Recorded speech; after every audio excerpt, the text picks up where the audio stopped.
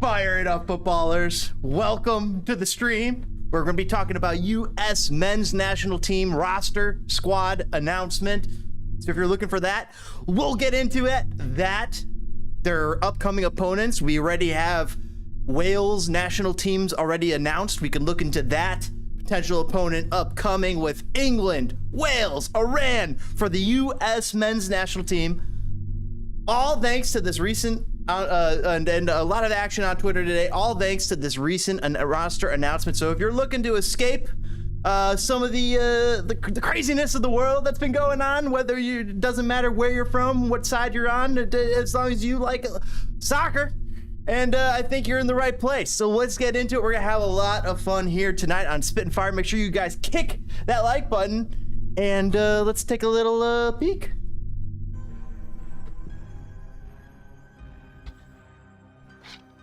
Well, hello everybody. I'm just checking to see if my audio is working. I don't think my audio. Can you hear me? Can you hear me on my audio?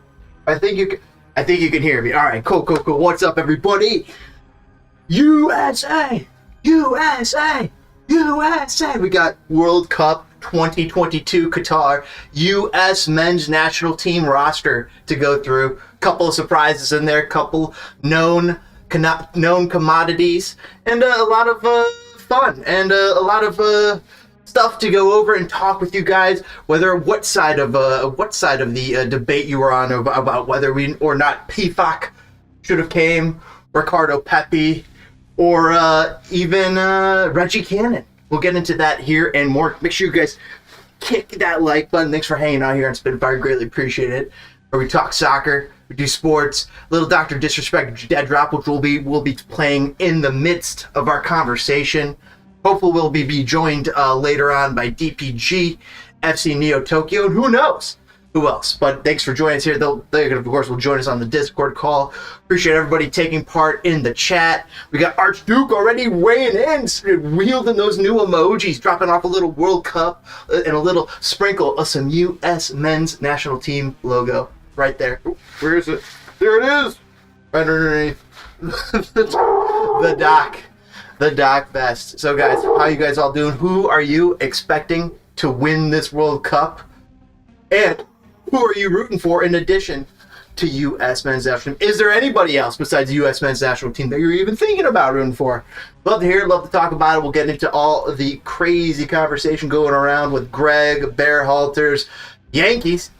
Yankee Doodle Dandies, and hopefully you guys can hear me and we're having no trouble. So let's do a little addition to you. Yes, all right. Sound is cooking, and we are on. We're firing on all cylinders. Let's freaking go, everybody! So kick that like button. Let's score a couple goals and see what Haji Wright can do.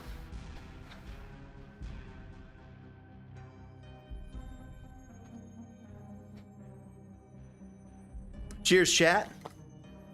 This night's having a little Alter Brewery. Quite good. Delicious. Local Chicago craft brewery.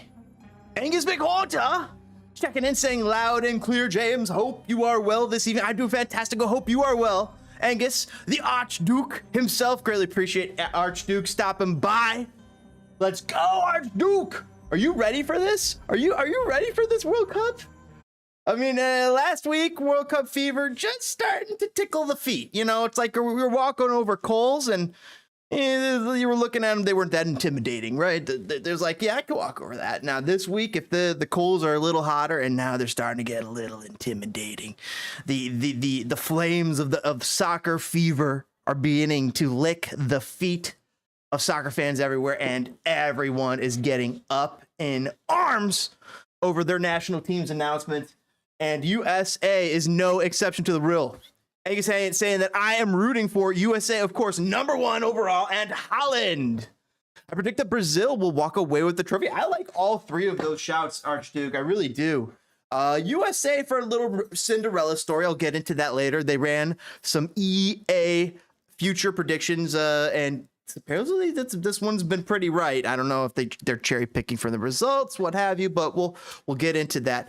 Holland, but USA to go for a little Cinderella run, not all the way, but I like that. But we're always going to be rooting for USA in our hearts, of course. But for realistic teams, Holland and Brazil. Great shouts. Brazil has a mean team, and everybody's sleeping on Holland because Holland's just one of those teams that has been a perennial disappointment over the last maybe 20 years of soccer on the soccer landscape. They've had so much talent going back to the days of Johan Cruyff in the 70s. They've just had so much talent and ideas about how to run great tactics around soccer, total 90 football, right? And they just haven't been able to put it together, at least in the last 30 years, and it's been disappointing. One of my best friends on the planet, big Netherlands fan, has family in the Netherlands, all that could just has citizenship there, lived there for a few years, and was telling me all about what soccer was like in the Netherlands, and I really got a little more eye-opening taste of European culture when it came to Netherlands soccer through him. It was really awesome. I was already, of course, a big soccer fan, but it was interesting to see and hear what he experienced in the Netherlands during the World Cup 2014, specifically. I think he was back home 2018. Chat, what's up, everybody in chat? Everybody, thanks for hanging out here on Spitfire. Whether or not you are chatting or just watching and enjoying the content, thanks for joining us here on Spitfire. Greatly appreciate it. But Angus and Quarter saying, correction, the Netherlands. Holland is a section of the Netherlands. Yeah, I know what you meant, though. I think that they call them Holland all the time, at least in the international scene. But it would probably be more the Dutch, Netherlands. That might be more fitting, right? I'm not going to need a controller for this. Well, here we are. We're playing Deadrop, Dr. Disrespect's newest game. It's the third iteration, the third play test, the third Deadrop version that we're getting to test here. And so far, it's been amazing. I've been very, very impressed with Midnight Society. That's the studio that's producing Deadrop. We're sending them feedback. You who are viewing this are able to help me, guide me, and help when I send feedback. So I greatly appreciate you guys. You're reading your feedback. I'm able to redirect that to the publishers who are directly coding and working on this game. And they get direct feedback from us because we're one of the few people who are playtesting this Dr. Disrespect game and have the exclusive ability to stream it. It's pretty darn awesome, guys. I've been playing it. It just released yesterday. I came home, downloaded it, got it going, and I was, once again, very, very impressed because he did it again. The last iteration was really, really impressive. The first iteration, I couldn't believe the state we were in. I thought we were just going to get a place to walk around and take a look. But we got a place that we could walk around, shoot, we had a little course. Second iteration, all of a sudden we could play people. Third iteration, now we're playing people and we could upgrade our weapons. And we have all sorts of little doodads going on there. And there's more to come. I mean, there is just more to come here on Deadrop. I'm very excited as a founder. Whiskey, what's my profile? What's my name? Niner, I think I'm Niner profile, Niner Fury Tango or something like that. Niner Fury Whiskey. I'd have to double check. Let me just do that for 1 second. I am Niner Fury. Am I a Niner Fury unit? That might make sense, right? Niner Fury unit. That's my Deadrop name. Before we get into a little more USMNT National Team, I have a little Jesse Marsch tidbits that I want to get into. He was talking about what to expect out of Brendan Aronson, what to expect out of Tyler Adams, and what to expect out of this U.S. men's national team in general at this upcoming World Cup. So I'm gonna get that going. We'll be talking about that while we hang out, and I'll get Discord going so that DPG and FCNeo are gonna be able to slide in whenever they please. They'll probably be here in a little bit. Greatly appreciate them swinging by as always on our Wednesdays. We're here live every Wednesday. Make sure you guys kick that like button and hit that bell icon to get notified of our live streams. We do other live streams on the occasion, special events and special events that are coming up are like the World Cup. So maybe we have some live streams going for that, little watch alongs here that hopefully you'll be able to enjoy it with us. We encourage you to pull up the game and have live banter. That's what we're here for, and that's what we want to, and that's what we're here for. So I mean, let's freaking go. And that's coming up real shortly here in just a few short weeks for the World Cup. We'll get into that and more. But let's first hear Jesse Marsch talk about what Brendan Aronson's ceiling while I investigate Deadrop get us into a couple games here, and then we'll get the conversation rolling. Chat, how's that sound? Thanks for joining us, guys. I greatly appreciate it. You guys are the best in the business. I greatly appreciate it. Konor knows soccer. FCNeoTokyo. Oh man, Archduke, can you believe it? Let's freaking go! Fire it up, brothers and sisters. Fire it up. We got the new World Cup emojis and the U.S. men's national team logos. I was considering dropping Mexico and Canada into guys, and specifically Toke and specifically Toke and Archduke and everybody else who's watching, who's a member. Let me know which emojis you prefer, because I could drop SpongeBob, I could drop all the flames, I could drop all the other ones. I just thought they were fun for right now, but I wasn't sure which ones to drop, because I could bring in Mexico national crest, I could bring in Canada national crest, I could bring in Brazil maybe, or France, or England, the Three Lions, or even Wales, depending on who we're playing. You know, for who we're playing, if the USA is playing somebody, I'll probably have Wales, England, and Iran's team, so probably going in addition to whoever else you guys suggest, if you guys have any ideas. Or eggplant. There it is, an eggplant. I swear there's an eggplant. Yeah, look at that. What do you mean? There's let's see. All right. There it is, eggplant.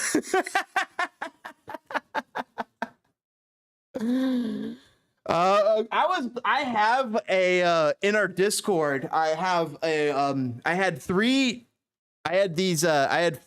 emojis that one said CHI, one that said go, or she, it said CA, and one was CHI, one was CA, and one was GO. And then I had another one that had AL. So you could go Chicago and you could put goal. Tokyo saying I was just messing around. Oh, speaking of Toke, though, I'm gonna get. But Conor's already hanging out. What's up, Konor?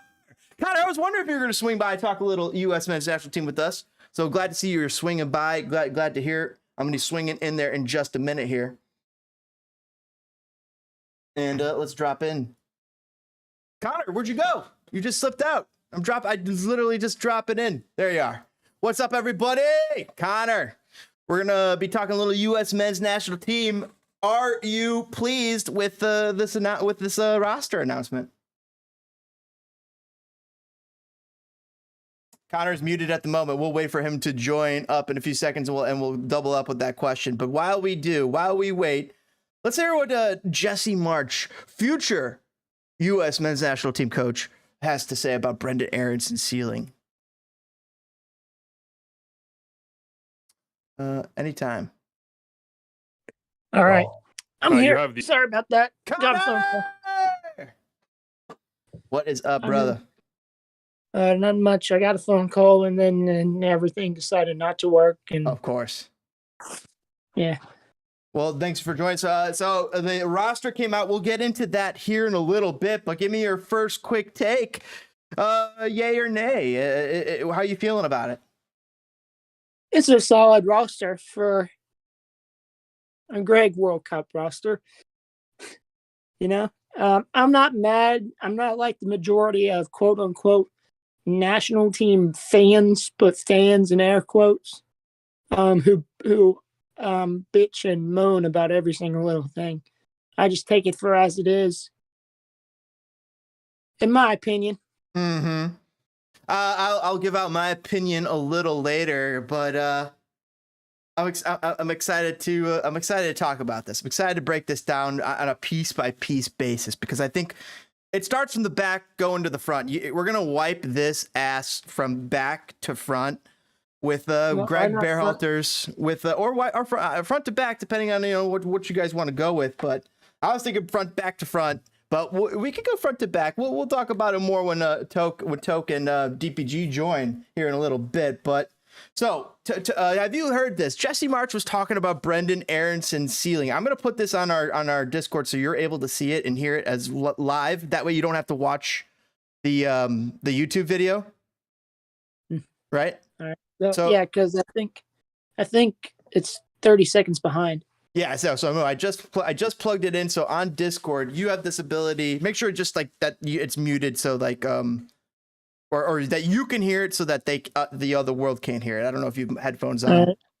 If you do or don't. I don't. Give me 1 second. 2 shakes of the lamb. Still take your time. Konor knows soccer's big Columbus fan and big time U.S. men's national team fan too. Pretty darn knowledgeable, and has a big time upcoming show with another big time U.S. men's national team YouTuber. We'll let him talk about that. A little tease there. Chat. Excited for Konor there. He's a great little guest that he's got coming on up in the future. So, but this is Deadrop. Doc's game. Oh, look, I got a nice little pistol. All right. Is my audio good? Yes, your audio is clean. Beautiful. So you should be able to hop in. You should be able to double click on me on Discord and see the video. It said watch stream, and I just clicked on it. Cool. Now I'm gonna. So basically, we'll be able to. You'll be able to listen to this live while we're listening to it. You and me will be able to comment on Brenden Aaronson's ceiling, a couple other things, including Tyler Adams, US, and the players themselves and what to expect from them. Jesse Marsch, I like what he has to say. I like his tactics. How do you feel about Jesse before we get into it? Personally, I like Jesse Marsch a lot. Really didn't know much about him until he got the Leeds job late last season. Oh, you didn't know about him back in Red Bull days? No, I wasn't. I wasn't in that. And the other question is like, which Red Bull days, James? He had 2 teams named Red Bull. That's the thing, right? Red Bull Salzburg and New York Red Bulls. I'm going to be completely honest with y'all. I didn't start watching soccer until 2020. Weren't you always a player? I played a little bit in middle school, and then I played 4 years in high school. Mm-hmm. But as for watching it, I really can't. Until now. Right. And now you're into it. Mm-hmm. So now I'm going to break into Brenden Aaronson and ceiling. Here we go. You should be able to see this as well. These reams of data, I'm sure, from all your stops. And it was important at Red Bulls. It was important in Salzburg. It's remained important. And a lot of it, I assume, is on physical capacity as well, to press and run and do the things that you're asking. Has anyone surpassed what Brenden Aaronson is and can do within that sort of parameter? Like just from a physical capability to run and press. I mean, is he number one on that list, or have other people surpassed that? I mean, I've had a few guys that are at a high level for that, but he's certainly one of them, and Tyler is too. I mean, it's the reason why we went after both of those guys, right? It was because I believed in their talent and I knew them, but I also knew in their ability to play the way that I wanted to play and that we want to play. So the first thing he says is that these guys are physical beasts, and on top of that physicality, there's a mentality to that physicality. Like there's like they just got a gear into them. They're missing a gear, like that first gear. They just go to second gear, and they're just staying in that upper gear most of the game. I like hearing that about Brenden Aaronson and Tyler Adams, and I think that these guys probably got to be starting here at the World Cup. That's a no-brainer for me. They got to start. People look at the U.S. men's national team. They look at the midfield. I think our midfield is our strength. And there's an old saying in soccer where you win and lose games in your midfield, because that's where 90% of the game is happening. Sometimes that's where you hide your worst players too, though, is the midfield. That to me, I'm trying to phrase this. To me, the midfield is going to be our biggest strength come World Cup time. Because when I look at the Wales midfield, it's Iran, don't know too much about them. England, their midfield's good. More of English strengths is their And then I don't know much about Iran to tell you Yeah. what I think about them. No, I don't know much about Iran either. I know at least about Wales.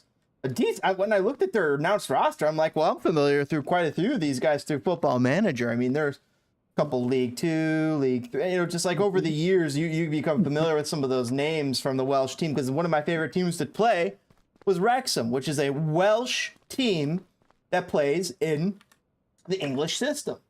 And I would like to bring in Welsh players. So I saw quite a few good names in there that I was bringing in. So that'll be fun to see. Couple players that I've noticed so for somebody like me, I try to watch the Premier League on week in, week out schedule. I watch Bournemouth every so often. Couple got one name that really stands out to me for Bournemouth and Wales in general is Keither Moore. That plays striker for both Bournemouth. What's his name Wales. again?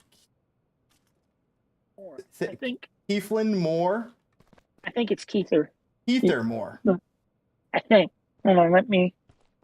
Oh, you're gonna Google it. Appreciate you fact checking there. Double check. I'm excited to break into more of this, like the top of the roster. There's juicy stuff to talk about at every point in this roster about something that maybe he left home, maybe he didn't. But we'll get into that a little later here.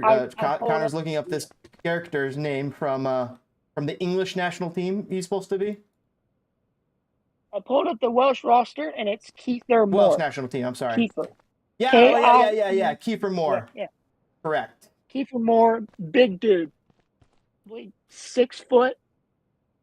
I want to say 200 pounds of pure muscle, but wow. that's just random guess. But this dude, he is a mountain of a man, and he's no pushover. Other guys that I want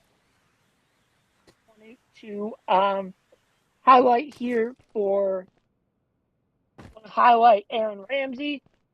Midfielder. He's an aging midfielder, used to play for Rangers, but he signed with French side Nice as a free agent.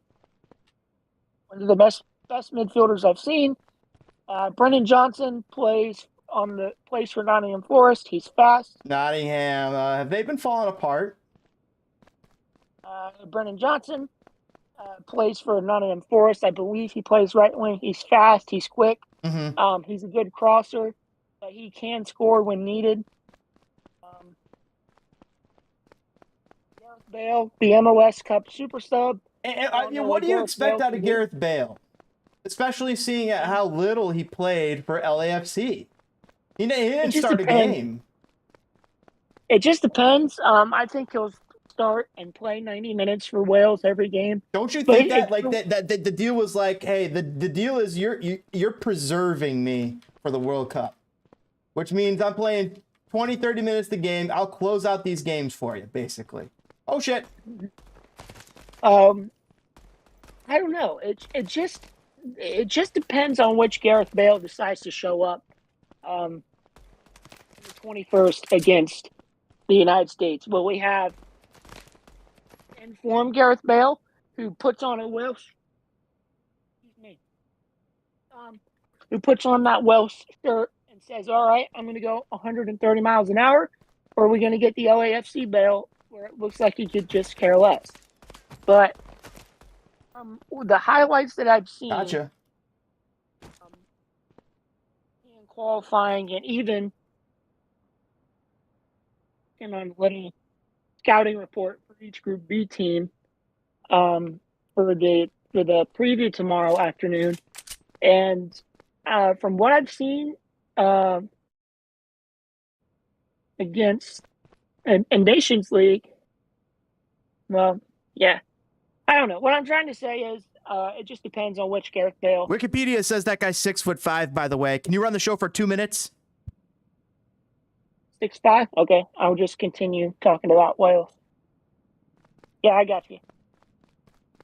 Right, so their goalkeeper, with him. I'm back. But this Go is on. where I was about to turn to the chat because okay. Yeah, that's pretty much all I know about the Welsh team. Well, they're a good team. They have players that play in Europe against the best in the world, as DPG likes to say. I mean, these guys are going against a lot. Joe Allen. Some of these guys are just seasoned vets. I mean, Gareth Bale, Joe Allen amongst them. Yeah. I apologize to you and the chat for rambling, but that's all I know about the Welsh. I'm not too no familiar. worries. Well, we'll get with back the into Welsh. Brendan Erickson here. We'll get back into Jesse Marsch and Brendan Erickson. We got lost in a little diatribe there. It's fun though. I love it. Yeah, All right. that's my fault. Dude, don't even blame yourself. It's fun that's the way conversation goes, dude. We meander and we're trying to find the answers here. Mm-hmm. All right, back to Jesse Marsch on Brendan Ericsson's last bit on his Brendan Erickson ceiling. So they are gifted that way, but they are also relentless in the commitment to get better and to develop as people and as players. And where does this come from? This capacity? It's an Americanism. I'm sure of it, right? And they're that's interesting that he thinks it's an American thing. In some ways, for both of them, like when they landed, they played for me, right? For Tyler, I was the assistant, and Brendan, I was the head coach, but. They kind of Philly played a version of what we were doing in Salzburg. Obviously, New York did with Leipzig, and so it was a little from a stylistic and from a philosophical standpoint. It was a little bit easy for them to adapt based on some of the terminology and the ideas that were behind the tactics. But those two, but it's not just being American. Those two are very unique as well. They're very unique personalities in that they are relentless in their self-belief. They are fearless. Brendan's been a Liverpool fan all of his life, and this was a big moment for him to go to Anfield, and it was a big moment for us. You wouldn't have known that for a second because his self-belief and his ability to put it to practice, no matter what the situation, is very special.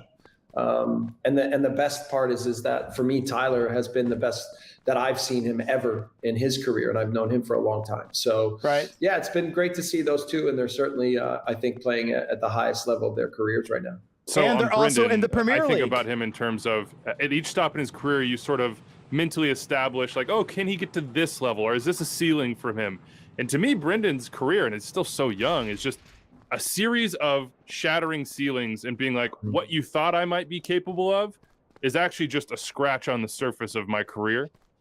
What is in your mind? Is there a ceiling in your mind for Brendan? Is there something, what are you working on with him right now to help him, whether it's break that next one or get to that next one or whatever it is, what is going on internally to help him improve?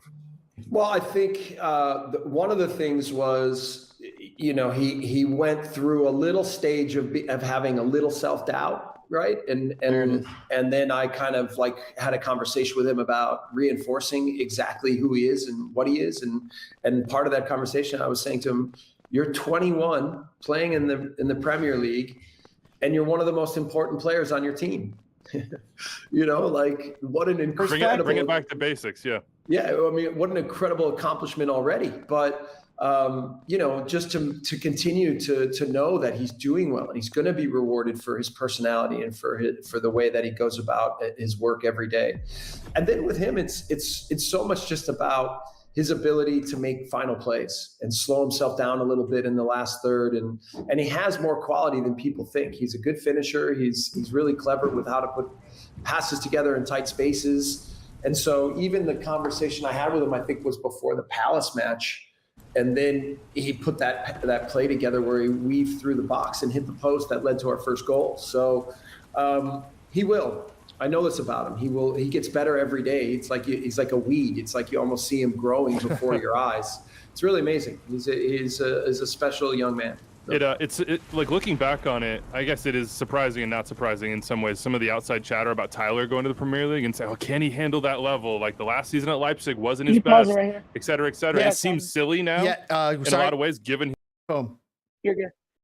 So one thing that I've noticed about Brendan Erickson playing in the Premier League, coming to a much larger, much more physical, much more asking league than the Austrian Bundesliga is, he came into a team that people had being relegated this year. And it took him a couple games, but I was surprised on how quickly Aronson and both Adams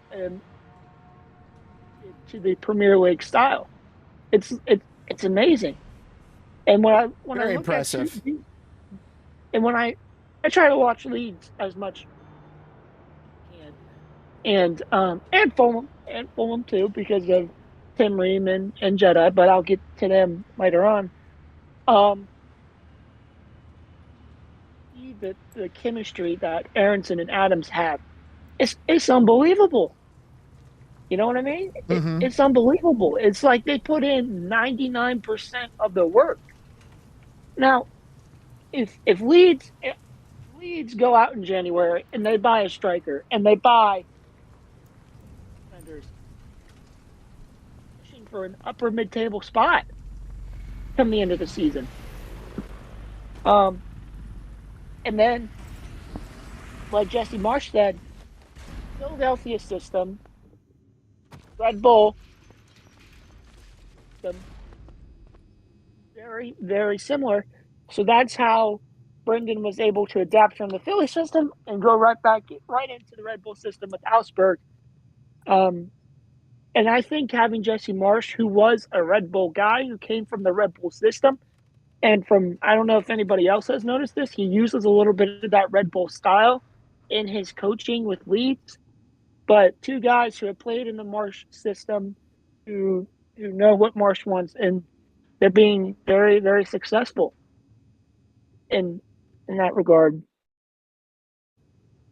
That's Do very you have true. anything there? That's very Yeah, true, and that the fact that they dropped in day one was amazing. But they're familiar with Jesse. He gambled on Tyler because Tyler was not having so much success. Actually, he'll talk about that here, but that those guys are playing against the highest level of competition is huge, and that also McKennie is also playing at the highest level. Our midfield / our forwards are going to be good.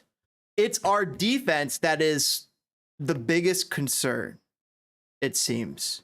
Oh, and I will take that opportunity to jump in right now. How you guys doing? What's up, Toke? What's up?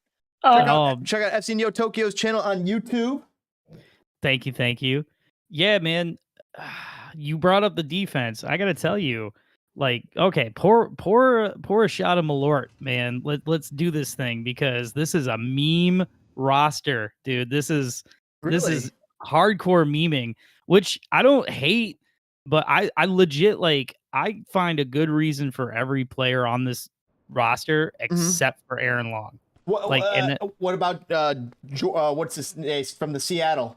Jordan Morris. Well, listen, if it's between him and the nipple, I'd rather take Jordan Morris. And what if Gio Reyna is hurt, in one of the games? And then who are you going to turn to? Aronson. I mean, Gio Reyna is not going to start. In the midfield. Dude, that's where we're getting at, man. What was that, Connor? Aronson plays in the midfield for Leeds. He does. Reyna gets hurt. You can throw Aronson into the attacking mid position. Bada bing, bada boom. We're good to go. Well, can't Haji play out on the wing as well? And then I guess before he does that, he'll throw Sargent out there. Well, Haji, here's my thinking with Haji Wright. So Haji Wright gives us, from what I know about Haji Wright, is I watch highlights of the Turkish league. I can't access the Turkish league unless it's some sketchy bootleg stream, which I refuse to touch. Dude, legit, Connor, hold on. Before you go any further, what's going on in your life, bro, that you need to be watching the Turkish league? Is everything okay? Okay, so I don't watch the Turkish league. But I do watch Translatpor from time to time just to see how Haji Wright is doing. Just to check in. Okay, fair. I feel you. I just want to make sure you were okay. Yeah, everything's good. I know I'm talking 100 miles an hour, so stop me. No, you're saying, when you're checking out, it's just like, It was a joke. It's Yeah. it's a joke because you're into your obscure leagues of soccer. I mean, I do check into the French league every once in a while. And who's following USL? There's somebody. I mean, so, dude, I don't even hate it, man. Like my old hometown actually got like a USL or 2 or 3 team, or Peoria got a team. Oh, sick! I was floored. I had no idea. USL is a good division. I watched a few of their games this year. Dude, hold on, James. Are you old? I know Connor's not. Connor, you're like, I don't know, 17, right? 19. Bro, James, are you old enough to remember Fox Soccer Channel and them showing USL games on Friday night and stuff? I remember Fox Soccer Channel. Didn't it die? Oh hell yeah, it died. But like, it died when it needed to die. It was like, dude, that's where like Eric Winaldo let loose on that Fox football phone in that like what's his face slept with his wife. Oh shit. Harksey. Oh yeah, that's where like he dropped that news. Sorry if you're hearing clicking. I'm getting ready to paint my nails. Not hearing that at all. Hell yeah, I'm clipping my nails. Sorry, my girl just busted it. You're not clipping your nails on stream. Yeah, no, sorry. Anyway, Connor, go forth. I'm sorry. I'll hold back. You're good. Anyway, from what I understand, Haji Rikers is something different up top. I believe that. Hold on, give me 1 second. I'm being summoned by the mother. I'll finish my point. Oh, I know how that is. I'll say something about Haji. I when I looked at Haji Wright's stats, I was like, yeah, it makes sense. He's been scoring goals for Antalyaspor. He's been doing okay. He's Bayern Munich product. You know, he's got some of that quality. Or am I? No, I'm confusing Richard Pepe. I'm Ricardo Pepe. Oh my goodness, who got left out? Where, like, you know how many conversations me, you, and DPG have about like where these players play and stuff, and like sometimes, like, yeah, they play where they play, but you're like, when you're on, you're just on. You know, it's, and like, yeah, I ain't gonna lie, I don't be trying to check up on the Turkish league, like, you know, but you know, I hear he's playing well, and it's just like, yeah, man, you know, like those skills are transferable, right? Right. So, yeah, man, I'm not mad about this roster. Haji Wright's a surprise everybody's gonna talk about, But and you like, know, when you look into him, it's like it's okay. and like that's the thing. It's like, what? Like, am I dumb? I'm trying to think of another winger that we would want. Because I guess I'm like, without being rude, I'd take him on the fire in an instant. But like, I'm anti the nipple, Paul Areola. I'm not a huge. I'm not a huge. Yeah, I'm not a huge Areola guy. So like, I feel like Jordan Morris gives you what you need, which is, if Jordan Morris plays, it is the nuclear option. Yeah, right. We just do not need to be relying on him. Exactly, and like that's the thing too, man. That's why like I said, I have a reason in my skull of why every one of these players should be on this team except for Aaron Long. Dude, Shaq Moore, like, not to be rude, they're not the same player at all, but Shaq Moore is on the same level as Reggie Cannon, on the same level as like I can't. James Who's the other? Sands. Yeah, exactly, right? So it's just like, but Moore has been involved more within the setup. He's been more he's been closer to Berhalter. So like at this time, it's about the people who have been in the setup. Like that's why Brandon Vasquez isn't here. Like, as much as Haji Wright is a surprise, he's still been in and around the setup within this realm of time, and that's why he's there and not Brandon Vasquez, who like wouldn't have like hated to see Brandon Vasquez, but it makes sense. He's not starting in this. I mean, would he be? I mean, dude, it's 3 hardcore games. Like my biggest fear is that Aaron Long and Zimmerman are the number 1, right? And my thought is, yeah, we got to get into that. Who do we think are the number 1 defenders? But go on. So I feel like my only problems and issues, because actually, like, I don't have a huge issue with anything on this, but like, I feel like I can already see Gregg being too cute. Like, Long and Zimmerman are going to start the first game, even though it should be Zimmerman and Ream. And then instead of doing Zimmerman Ream against England, he's going to like completely change it to Reem and CCV. And it's just like it kind of makes sense because you do want like Reem should. I like that Reem's on this team, but he should only start one of the 3 games, and then CCV should get 1 start. But that's the problem. Aaron Long shouldn't even be on the team. You know what I mean? I would have rather Mark McKenzie. And I know like there are 2 injuries, right? Like Miles Robinson was the man. Like he was the man. Him and like it didn't matter that they play in MLS. Like he and Zimmerman had a good setup together. Right. So it's like it worked perfectly for what we were doing. But his injury, instead of, and then again, Chris Richards' injury, it takes a guy who shouldn't even be on the team. And now somehow not only is he on the team, but he's going to leapfrog 2 other decent players to be the quote unquote main starter. Right. Like when we're in a knockout round stage, he's going to go with Long. And that's it's just going to suck. I'm gonna contradict that point. When we looked at these last couple camps, none of the younger guys, like a Mark McKenzie, really went out there and said, "I'm gonna take Aaron Long's spot." Nobody really did that. I mean, dude, I don't know, man. I guess there are some guys that I ride for, right? Like I've been on here, saying I will not accept any DeAndre Yedlin slander, right? But like, dude, I cannot ride for Aaron Long. Like I feel like McKenzie has such an upside that like I feel like he could rise to the opportunity. What about John Brooks, boys and girls? Dude, John, he he's been blacklisted so himself. far out of the setup. That's the issue. And also, who's watching you watching Connor? You watching the Portuguese league? Do we even know he's playing well? Do you think he plays for Benfica? He doesn't even play. Like John Brooks I is don't an know. afterthought at this point. Like it's that's just how it happens in football sometimes, man. Sometimes these guys go from like legit like heart and soul and need to be on the field to like nothing. They don't like transition backwards to like you know what I'm saying? They don't transition backwards to backup or like veteran leadership. One thing that I don't know.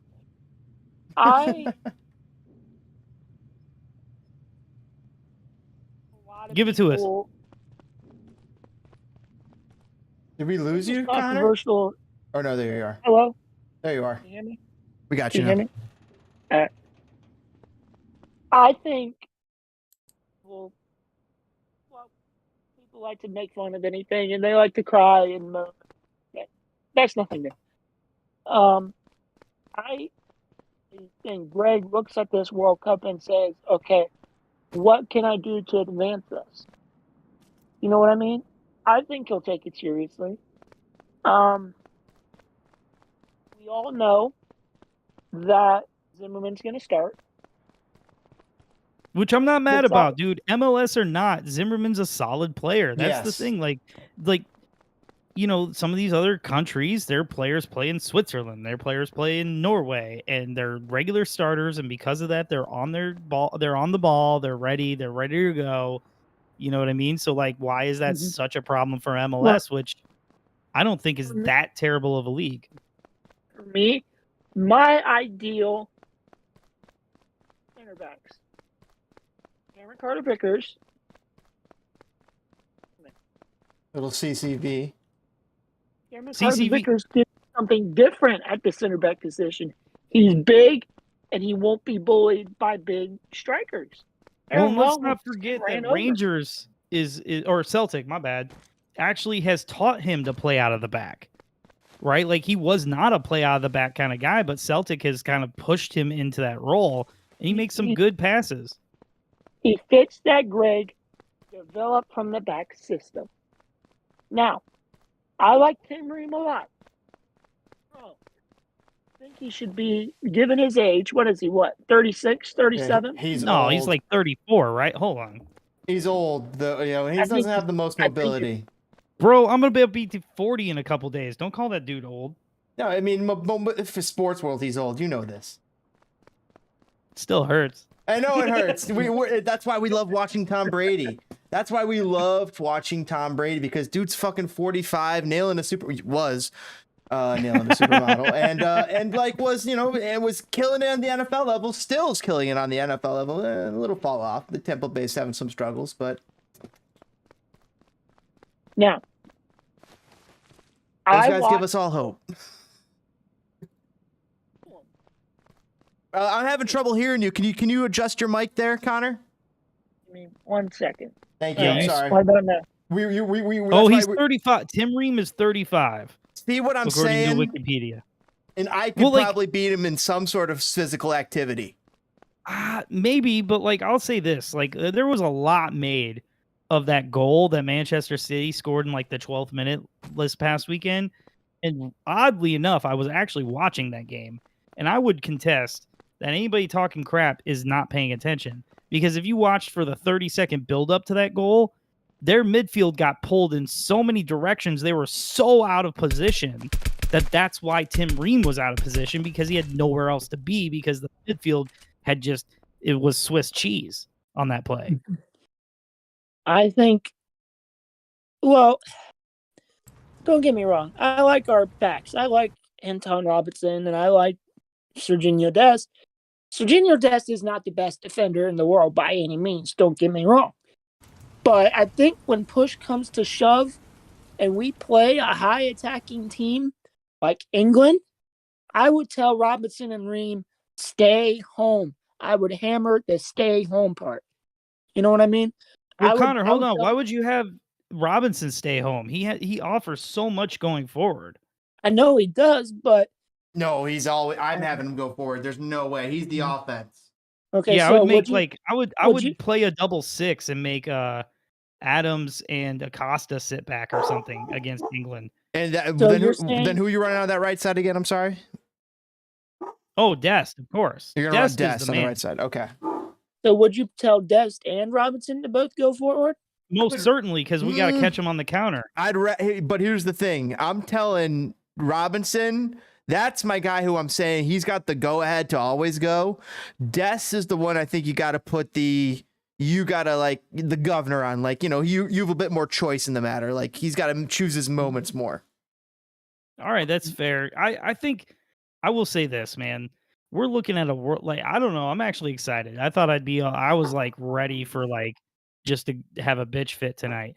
But like, honestly, I'm excited about this lineup. I see a good reason for all these people. And I think like we look at the world of football in such a inferiority complex that we're like, Dest isn't Alphonso Davies, so like he sucks. And it's like, no, actually he's still like top 20, 40 in the world.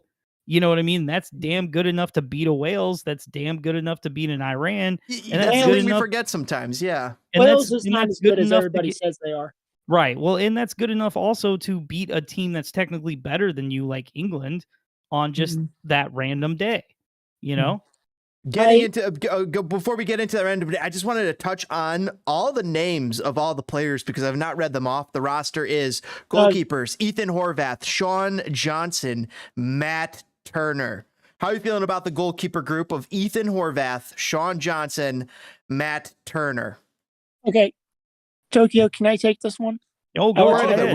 All three of us are going to weigh in. I got heat. I didn't know if we were splitting off by position or no. Go ahead. Just let us know what you think, bro. We're wiping back to front right now. Let's go, Con. All right. So, first choice. Am I surprised to see Stefan left off the roster? Not really.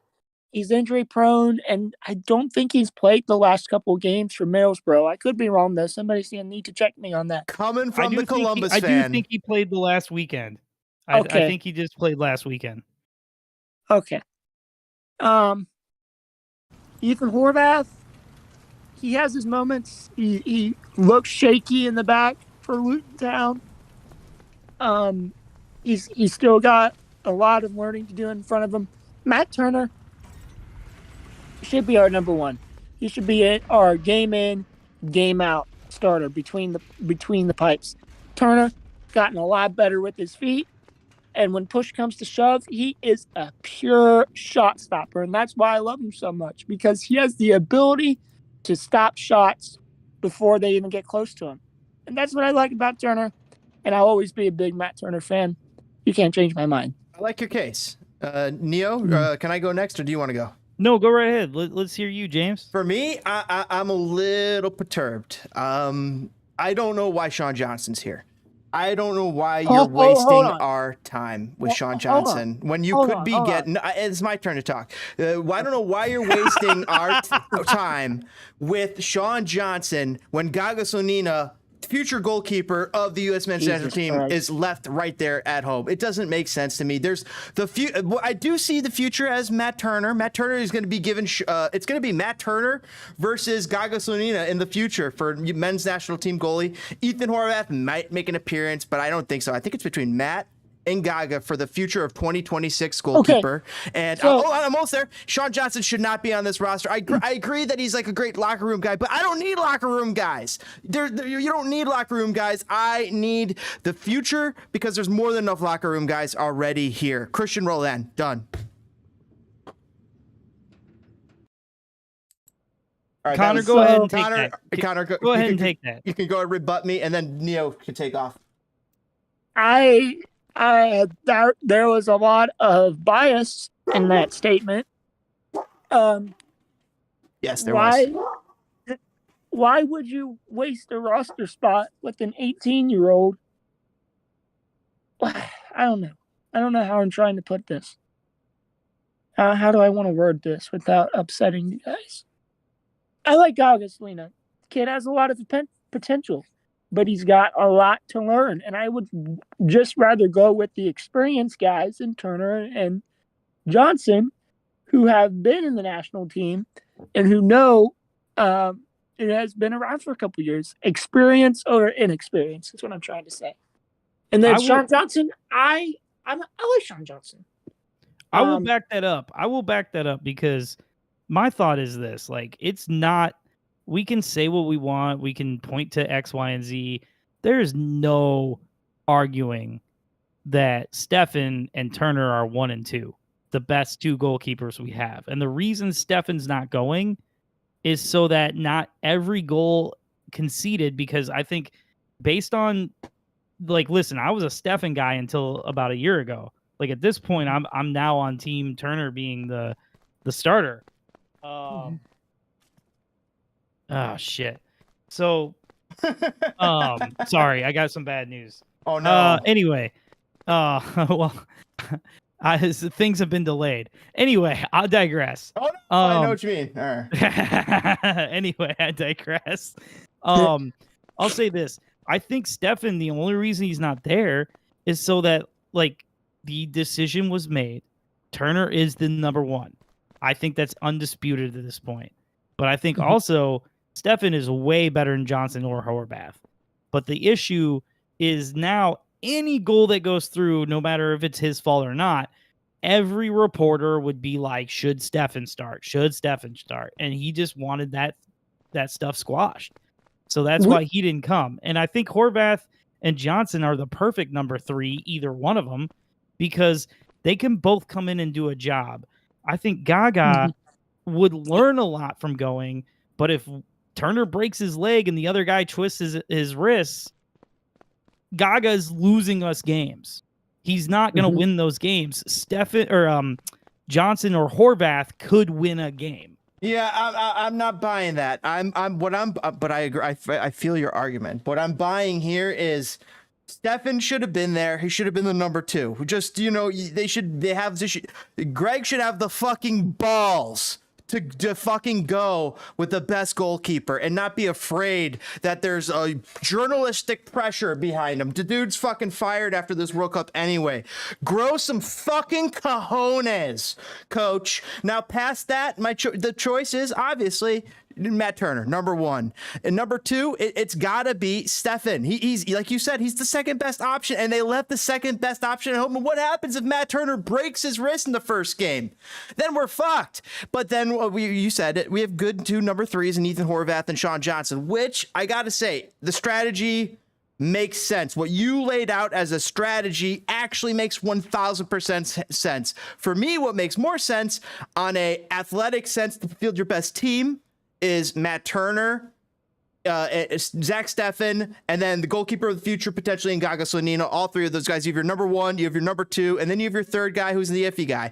Here, in this strategy, they have their number one guy, and then they have their two number threes, which is a safe strategy. It is not. I just don't agree with it because I'm a big Gaga fan. I guess that might be what's the bias that's leaning in there.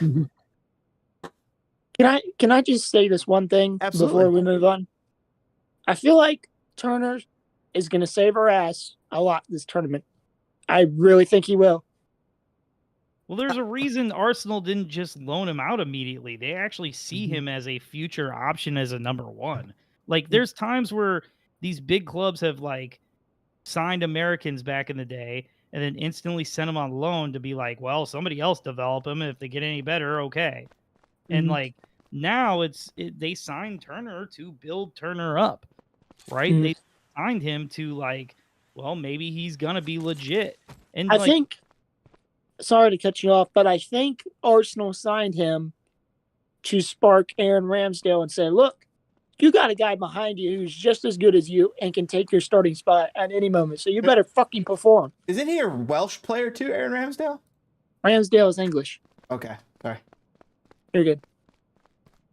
But that's just my thinking. I didn't know if you guys thought the same thing. DPG?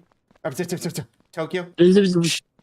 No, I like I said, I feel like put in the position and Ethan Horvath and Sean Johnson can win a game. Yes. They can do the simple things to not make mistakes. No, Sean Johnson.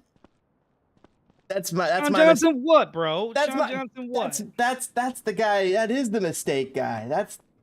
You just don't like New York City. I like Dude, Sean when Johnson. was on the fire, I was convinced like by this time he would be the number one for the U.S. Dude's a great MLS goalkeeper. When he was the milkman. But like that's what he is. He's a great MLS goalkeeper. The thing that I've noticed, especially this year, about Sean Johnson, is if his defense lets goals in, he starts to get real shaky. I don't know what it is about him, but he just gets real shaky at times. You know what I mean? If he lets a goal or two in. That's just what I've noticed. I see. I'm not mad at the goalkeeper inconsistency, situation. but the thing is, the thing is, 30 games out of 34, he's great. He's stellar. It's just that 1 or 2 games out of 34 that are the gaps, and I guess that's where I'm like, I don't need that to happen. I don't need those gaffes to happen during the World Cup. Look at the Cincinnati game this year. That game was a 4-4 draw. Just I'm using that as my example. I didn't. And who was the goalkeeper there? Was he the goalkeeper? He started every game for New York City. Dude, there's something to be said about a guy who, you know, and there are some things in MLS that are like not guaranteed, as in you don't have to work hard, but like there's no one on the roster who can catch you, so you don't have to work hard. But like, Sean Johnson has been a top goalkeeper in the league that he plays in for years. True. Yeah. God, I'm getting and the thing that European clubs have that MLS doesn't is that it doesn't matter who you are. There's probably somebody 10 times better than you right behind you. So it's like you have to perform week in and week out. Else that person's going to slip right into your starting spot. So speaking of starting spots that are available, would you guys want to break into defenders? Let's do it. I'm going to let you guys have this one. I just feel like with some of the names on this roster, Tokyo is going to go on a 15-minute rant, so I'm just going to let you guys. That's what I'm here for. No, I feel like you're Aaron Long's cousin, and that's why you want to jump in. No. Defenders for the U.S. men's national team going into 2022 World Cup in Qatar is going to be Cameron Carter-Vickers from Celtic. I guess I didn't say the players for goalkeepers, their teams, but it was Ethan Horvath from Luton Town, Sean Johnson from New York City FC, and Matt Turner from Arsenal. Back to defenders. Cameron Carter-Vickers of Celtic, however you want to call it, Serginho Dest of AC Milan. Did he get sold there or loaned there? Well, he's on a loan with an option to buy. Okay, so he's loaned from Barcelona. Aaron Long plays for New York Red Bulls. I thought he Shaq was a free agent. Aaron Long might be, but he's still listed as New York Red Oh, Bull you're right right. now. He is after the season. You're right. He is now a free agent. Get him to the fire. Yeah, I'll take Aaron Long on the fire. Get him Hell yeah. get him to Chico's. Get him with Chico's. Done. We'll have the best defense in the league. Nashville SC. I'm sorry, Shaq Moore, Nashville SC. Tim Ream of Fulham. Anthony Jedi Robinson of Fulham.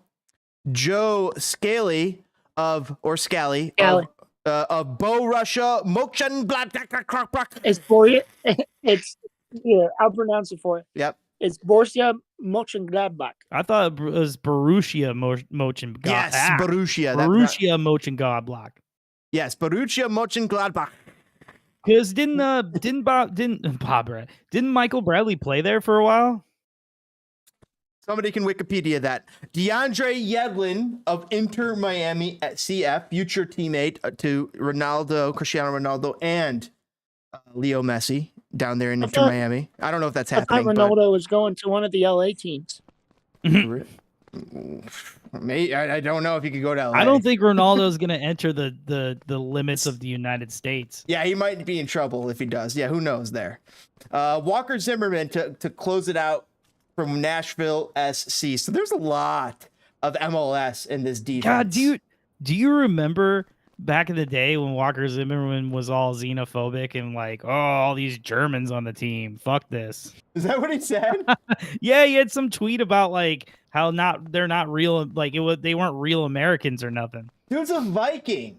Dude's like half Viking. Like, where does he got to talk? Like, look at you. Unless I'm insane, but I'm pretty sure I remember that around the 2008-9 period when or not. No. I'm sorry. 2013 period when he was mad at Jurgen. Hey, Americans are stupid, so Americans can't be stupid, especially ones who don't know history or their own history. Like, I mean, like, dude, this dude, right?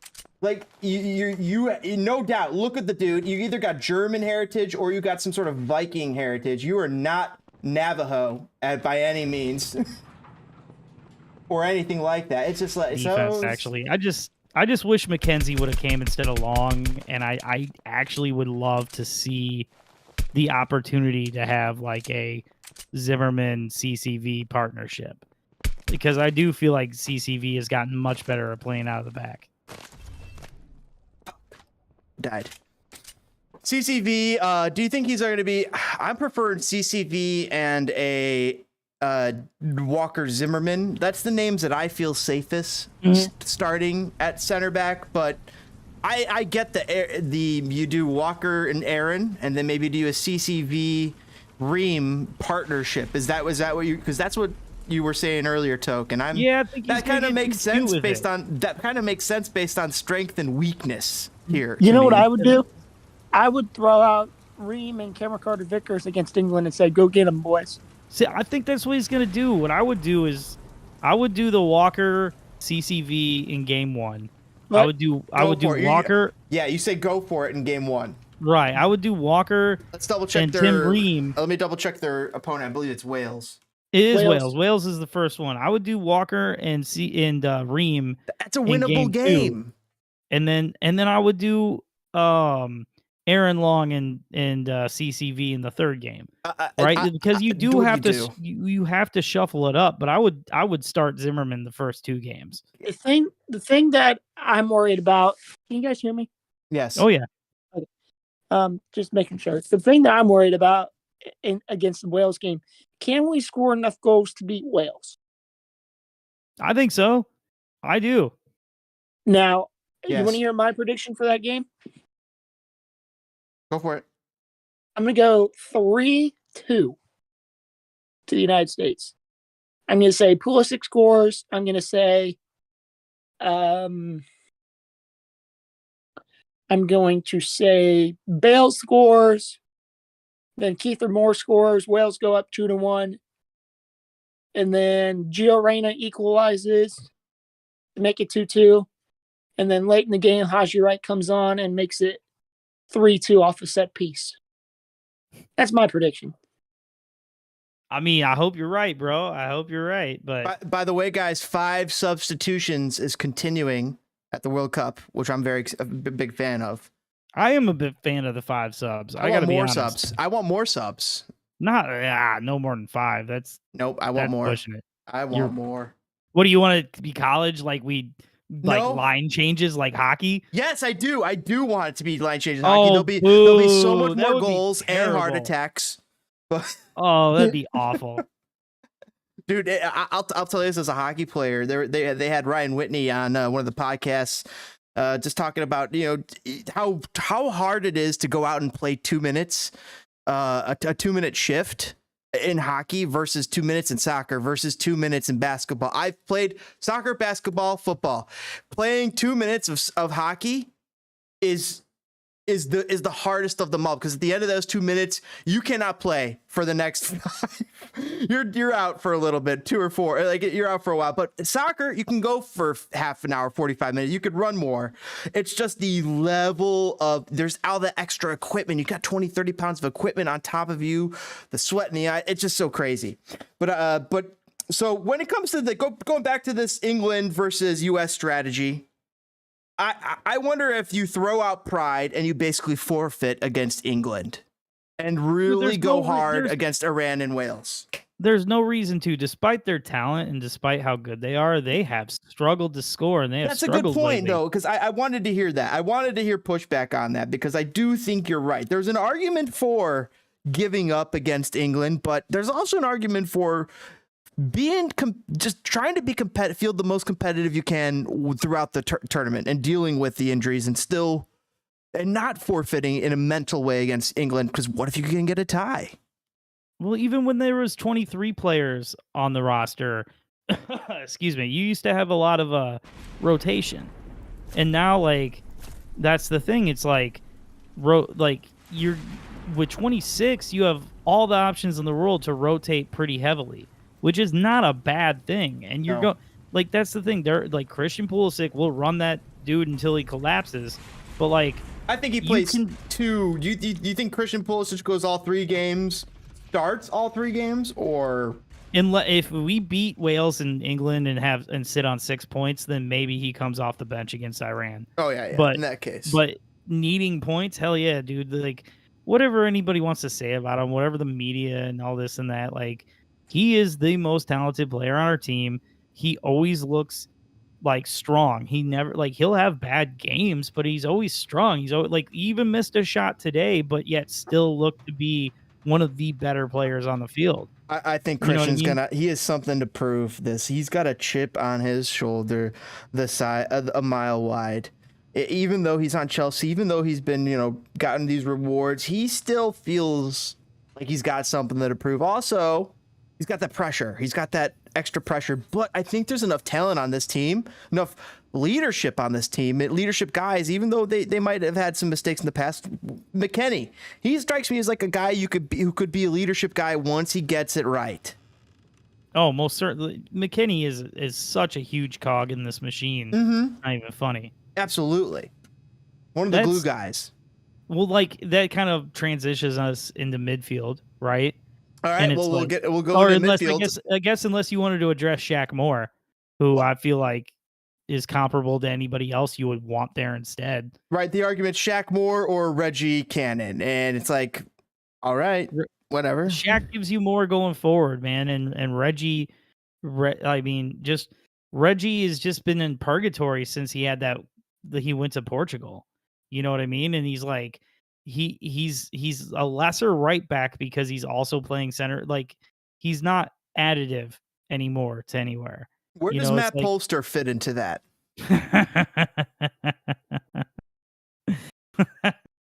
Fuck it. Why do you got to bring up Matt Polster? Handsome man, Matt Polster. Anyway, but yeah, man. Yep. Go. Sorry. No, I was just saying. I derailed you.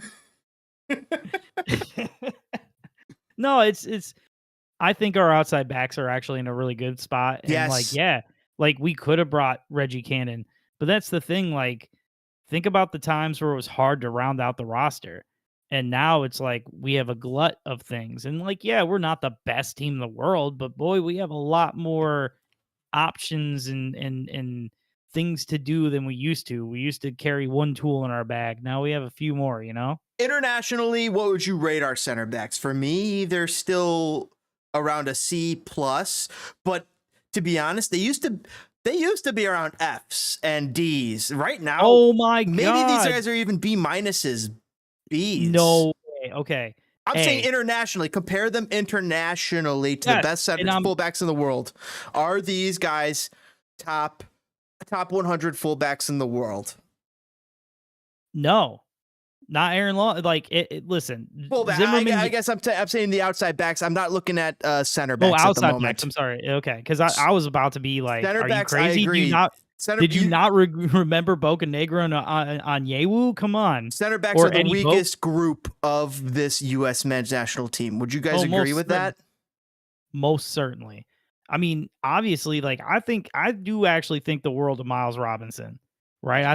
I do think he's a talented player. So like, even though they're both MLS players, him and Aaron Long, Zimmerman and Robinson looks a whole heck of a lot different than Zimmerman and Long.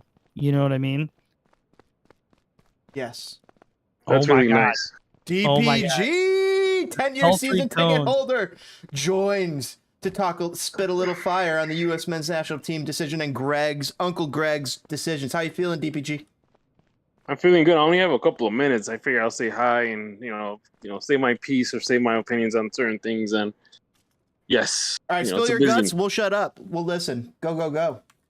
I mean, is anybody really surprised on Gregg's decisions? Yes, very. A few. I mean, what was the big surprise for you guys? Haji, right?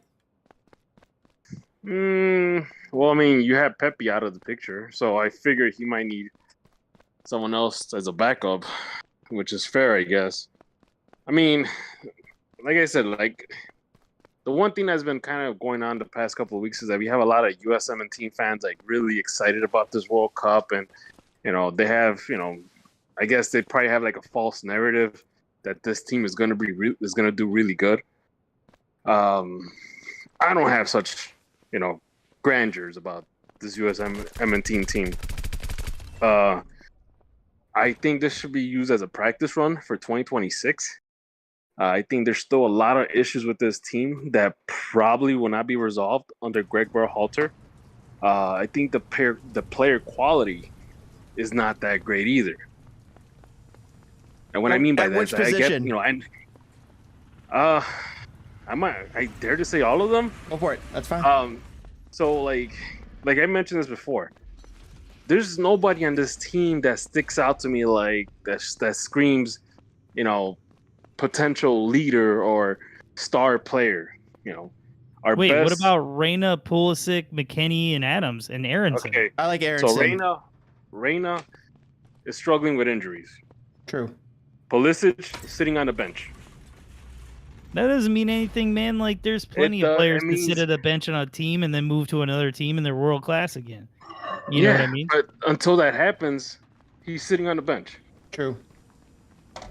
Until that happens, until he becomes a star in like Newcastle United or some random Premier League team, Leeds, until that happens, Leeds might come in. Brendan Emerson. I mean, he's not really. He's a hardworking player. I wouldn't necessarily call him a star player. Weston McKennie is probably the only guy that's kind of like the outlier where he's getting regular minutes. He's playing. But time out, DPG. I'm going to push back a little bit on the Tyler Adams, Brendan Aronson. They are starters for Leeds. Yeah, but this is. So let me ask you this. I mean, you talked about this last week.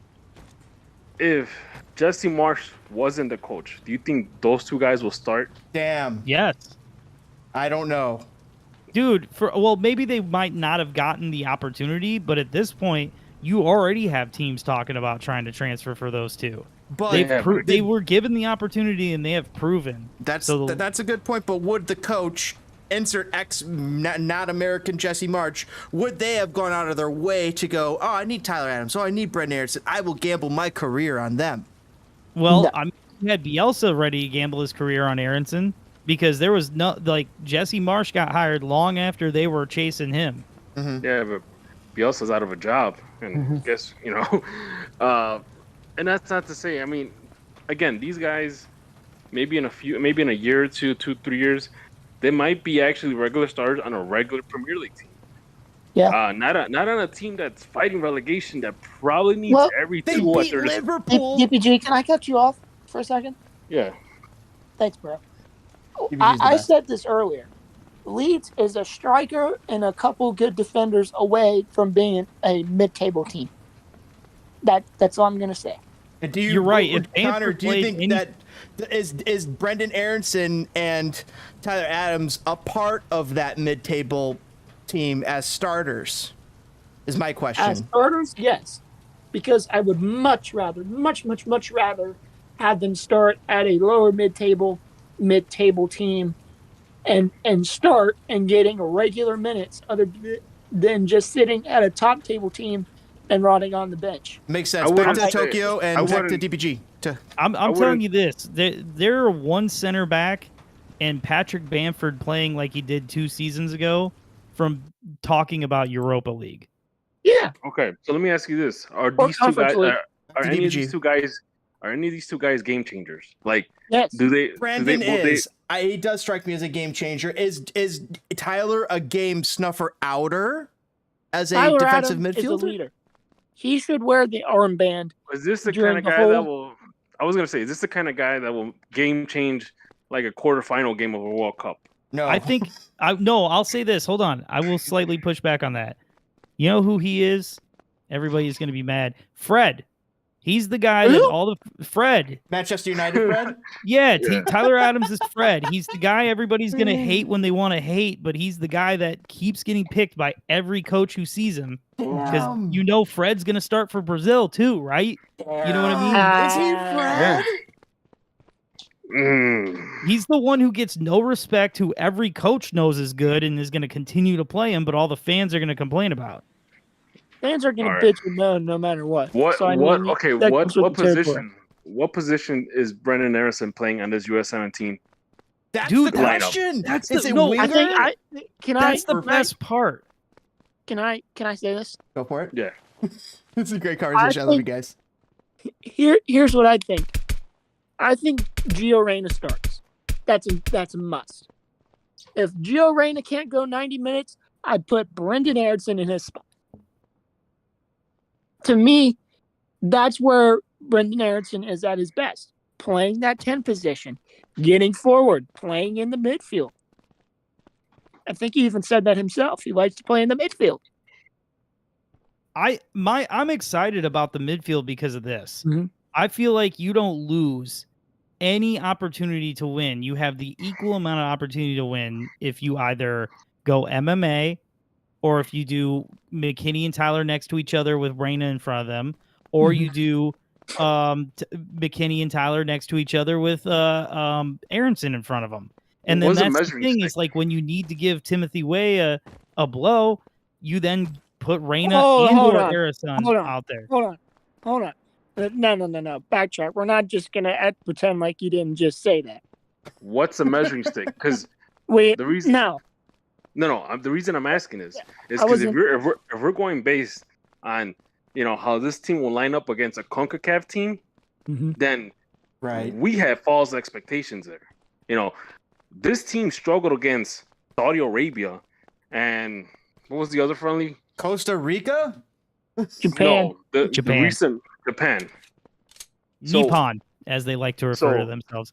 Ooh, This team Nippon. struggled against those two national teams. All right. Yeah, but what I was referring to is when Tokyo said blow off Timmy Weah, and that's where I was going. And the reason I say this is because if they're struggling against and granted it's a friendly, nobody takes it seriously, Right. Less serious. but they're about to face tougher competition than those two. They're gonna go face England. They're gonna go face, to a certain extent, Wales. I mean, in terms of competition, and God forbid they lose against Iran, which will make great propaganda for them back home. Gosh. Well, they're not know, bad. They're not a bad team. Like we can't just Iran is look not- at them Iran like is- a guaranteed 3 points. No, but It's not. They're not a But- bad team, but you know, Well, And we here's the struggle- thing that I'm getting at is they're good enough that it's just the couple bounces of the ball. They could literally run the table and beat all three of these teams like legitimately with just a few bounces going their way, or they could go 0-3 with a few bounces going those other teams' way. All four of these teams are very solid. I DPG, don't what are think you seeing England- as the weakest part of this U.S. men's national team besides the coaching? the fact is that, so as we mentioned before, like the center back position, despite the fact that we do have a veteran in that position, that we might use as a lineup for experience purposes only, the guy's in his mid-30s already. Mhm. I don't know how good he's going to do with fast strikers, especially English fast strikers. Yeah. Marcus You mean the ones he Rashford. plays against every week? I know. Yeah. Can I say something about Iran? Say it. And let me drop So for a from- second. I'll come back. All right. Yeah. Awesome. So from what I noticed about Iran is they like to play defense, and they like to sit in a low block, and they won't have much of the ball. They'll give you all the possession, but the problem is Take it. they hold a tough line, and they sit in a low block, and they sit there and they say, if you're going to score a goal, you got to get past us first. Oh gosh, That's those what I've teams, noticed. those teams are That- always difficult. That Yeah, that's Iran what I've game might noticed be about- the game you start Gio Reyna in the midfield, and you Mhm. actually you start Reyna and Aronson next to each other with Adams behind him, and sit McKennie and bring him in later. Do you put That might be Ream in that that game. game? Do you put a slow plotter and defense for Oh, that most game? certainly. Yeah, you put your two slowest center backs in that game. There you go. And actually, here's a real quick question. They have a really good striker who plays for Leverkusen, but I heard he went down Leverkusen. in the last game. Like, do And we they- know if he's even like fit? And they have a real good striker who plays for Porto too in the Portuguese league. I can't think of his name right now. Isn't that awful? No, plays it's for not. He plays for Porto. I mean, that's not a bad team. I It's mean, a good team. That's an ex Cristiano Ronaldo team, isn't it? Ronaldo played in Sporting. Yeah, Sporting, no, that was Sporting Sporting Lisbon. Porto Lisbon. won the Mourinho won the Champions League with Porto. Oh, that's what I was thinking of. Okay. I'm Jose Mourinho. I like that meme. What a meme. Do you remember Special One TV where they had the Mourinho puppet? No, but I want to see it because it sounds hilarious, and I want Oh it. my god, dude, I I'm will- old. I want it. I will. If you The boy Wayne, quote unquote, the boy Wayne would call into his show, right? And it's obviously Wayne Rooney, and all this stuff. It was hilarious, man. It was back from like 06 or 07 or Oh my whatever. It was from a goodness. while ago. I might have to pull that up on stream here in a little bit because that sounds freaking classic. I think it was called Special One TV. Yeah. Oh gosh. It was when Sven Goran Eriksson was coaching England, and he would like a running like "shut up, Sven" joke. That was a tragedy. They should not. Why did they have that guy coaching? Speak of England, England releases their roster tomorrow. Really? Wales is out. Iran is not. England is and released tomorrow. England will release theirs tomorrow. Why is it? Why do they get to release theirs later? Like, is there some sort of like gamesmanship there? What's going on? I don't know, but No, all the you- rosters it's up to the coaches. All of the rosters have to be announced by Monday, the 14th. And they have to be given to FIFA by Monday. That's what I read anyway. Mm. Man, DPG is so down. I feel so bad, man. He like is. He's really down.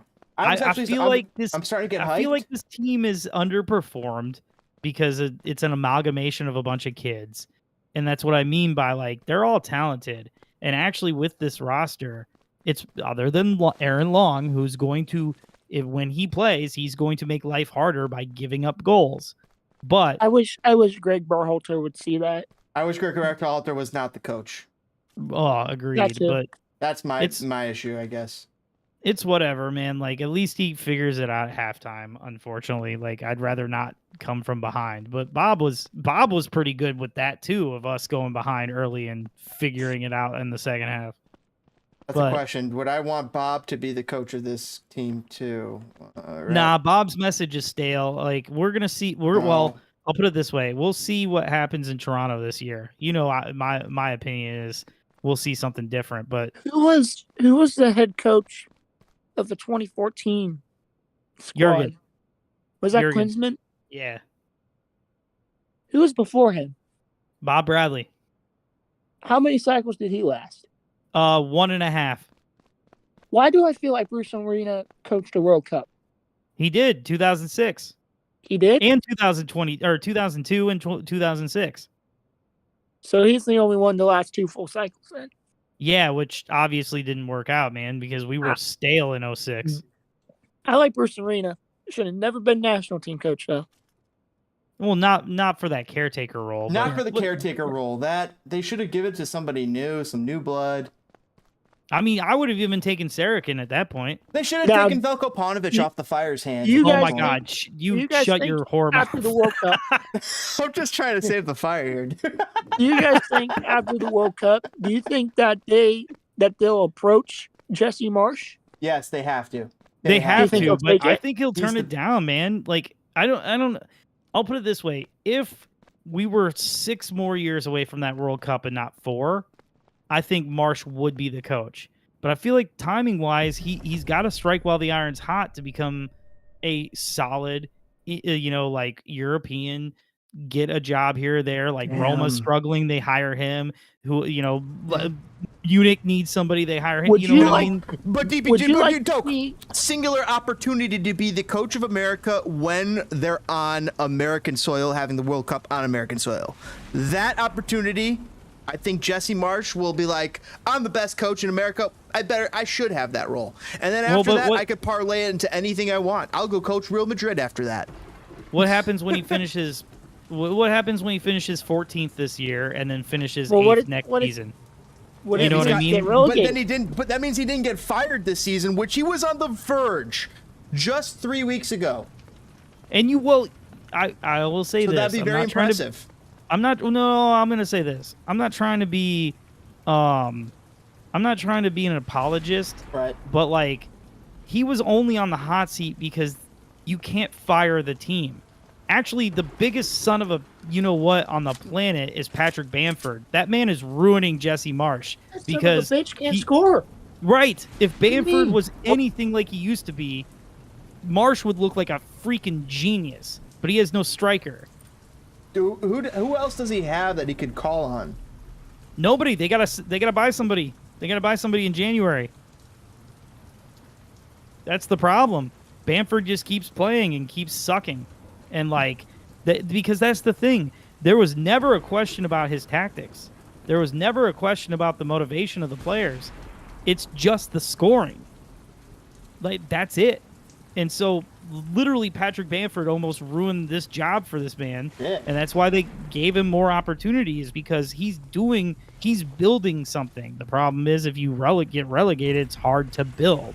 So you got to at least finish right outside the relegation zone. I don't know. That's how I feel, because I don't think Jesse Marsch, despite being on the hot seat or close to losing his job, No. ever was actually thought of as a bad manager. It was just like something had to change to shake up the team. Before we get into the midfielders, because we still have not gotten to the midfielders or forwards, but how soon are we firing Greg? Realistically, After the World Cup. I know I Oh. want to, but No, listen, let him come home. when do you think that they fire him realistically? Although knowing that all of us would fire him literally the moment that the World Cup ends for the U.S. Like literally call him up, say thank you for your services. All right, we'll see you next year. We're bringing in new blood. And right then and there. 9 days after the World Cup, what's going to happen is they're going to come home. They're going to throw a little party at Grant Park, and because they're going to get out of the group, and it's going to be like, "Yay, we were successful!" Mhm. And it's like, "See you later." Well, teams have to stay at Qatar for the whole tournament Oh, Unless you week get- for real? unless you get knocked out of the group stage, then sayonara. But if you move on to the round of 16, the further you move on, the more you have to stay. Interesting. That's wild, man. You know, So, like, as soon as you get knocked out, you can go, see you later. man, that's kind of weak, actually. I would say you give them a week after the World Cup because they're going to definitely come home. Because here's the thing, I do think this team's getting out of this group. So they're going to come in like quarterfinals or better, in my opinion, is a dub. If they lose in the round of 16, it's not it's not like a disaster, but it's like you know what I mean? But like not getting out of the group is a disaster. So what they're going to do is they're going to get out of this group, and no matter what happens, quarters, round of 16, semis, whatever, they're going to pretend like it was a success and throw a little party and pat them on the back, and then like a couple of days later they'll cut them loose. At least I hope so. Jesus, it never works. It's like an exam. You know, the World Cup qualifying was your midterms, and now you're at the World Cup, which is your final. That's a good point. Nobody. Okay. Yeah, we got it. That's a good call. Moving on to midfielders. Brendan Aronson of Leeds United, Jesse Marsch. Tyler Adams of Leeds United.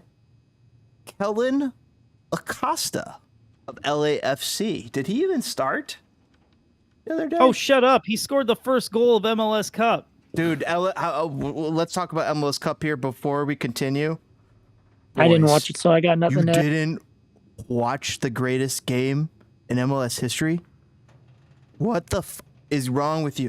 You go watch that on repeat. Go check it out. Go watch the highlights. I saw the FCNeoTokyo. Was that the greatest game in MLS history or MLS final history? Which one would you pick?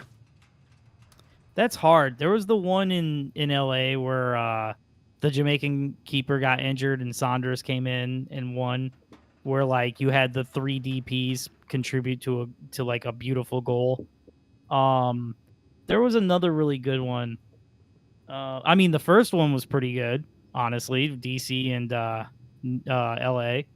But I mean,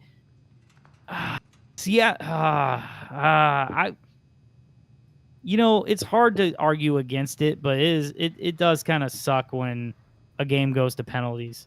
You know, like think about how much cooler the Nations League game is because Horvath saved that penalty and it didn't go into penalties.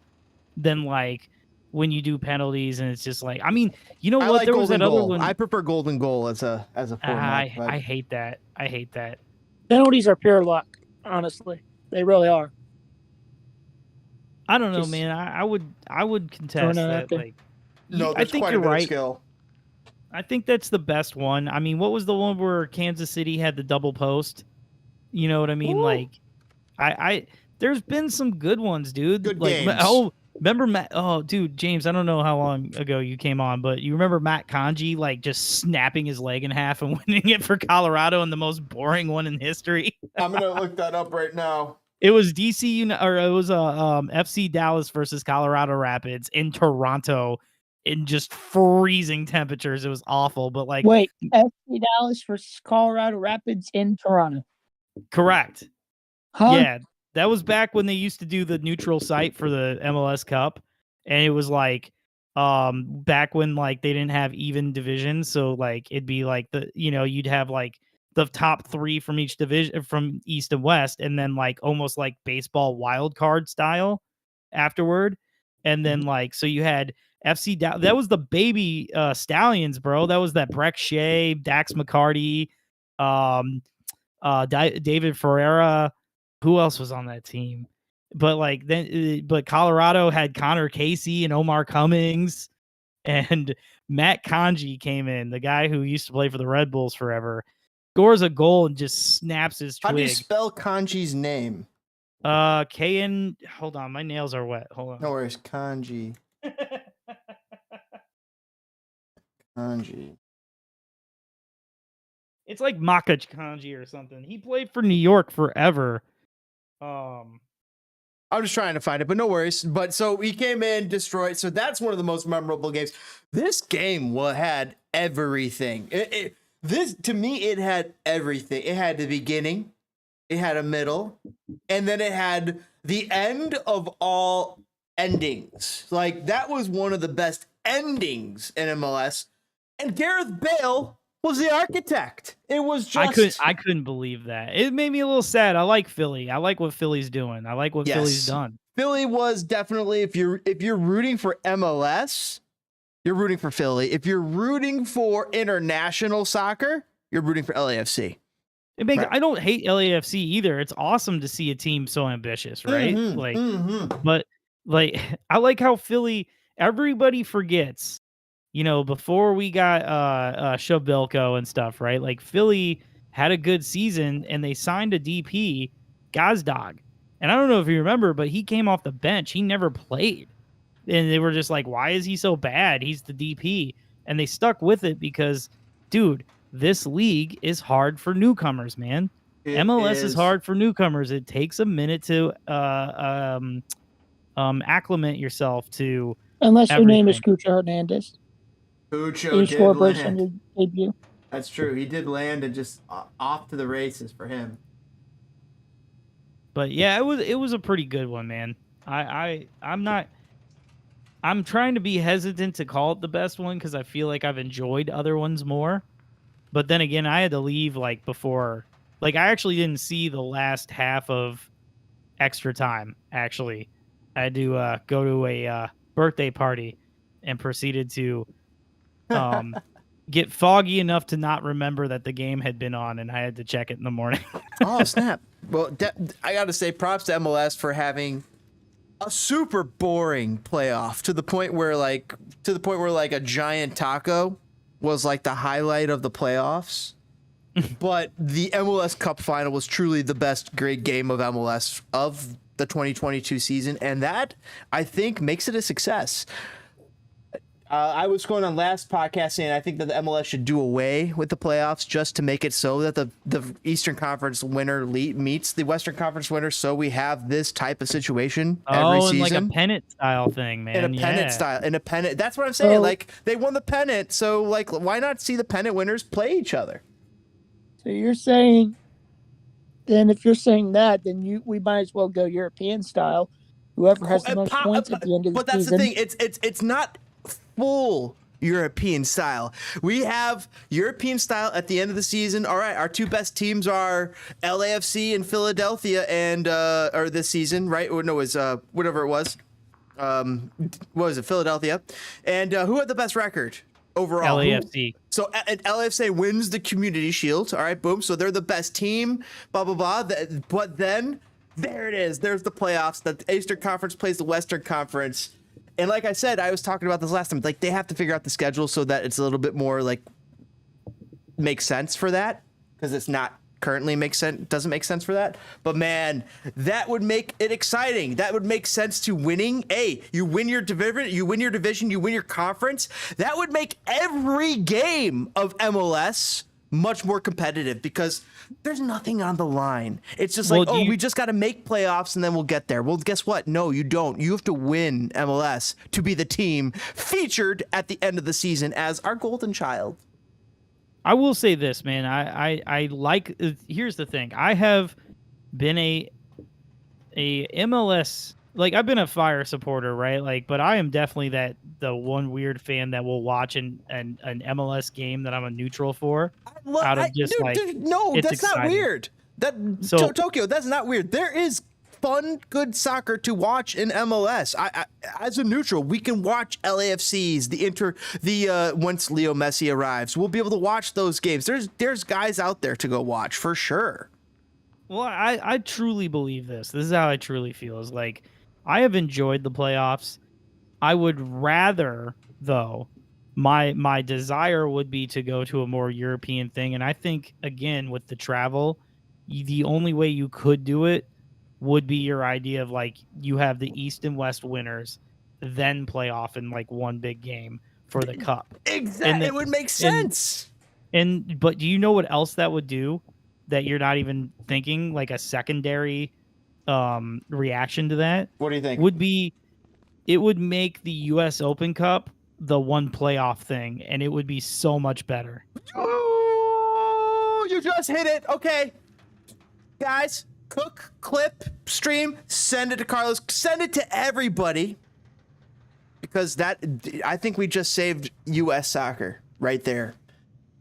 Well, it's not curing cancer, but I do still feel good about it. No, that saves US soccer. That makes MLS more premier. Because guess what? Hey, you win your Western Conference, you win Eastern Conference, you're in the championship game, buddy. Bucko, get ready. You're the featured game of the year. That's what I want to see. And then on top of that, like you just said, MLS Cup, there's your quasi playoffs. There's your feeling the muck and the chaos. Yeah, you'd have no more Bruce Arena ruining the US Open Cup by not trying. No more. You know what I mean? You would it would make it more fun for the oh my god, I almost said NASL. For the USL teams, it would make it more fun for like lower divisions. Like I do like I love the Open Cup, man. I'm not against playoffs, but that's where you have them, man. Have the Open Cup. Then you could even have your stupid combined thing with Mexico, and that would still be fun because that would be like playoffs. You know what? But then again, like I take that back.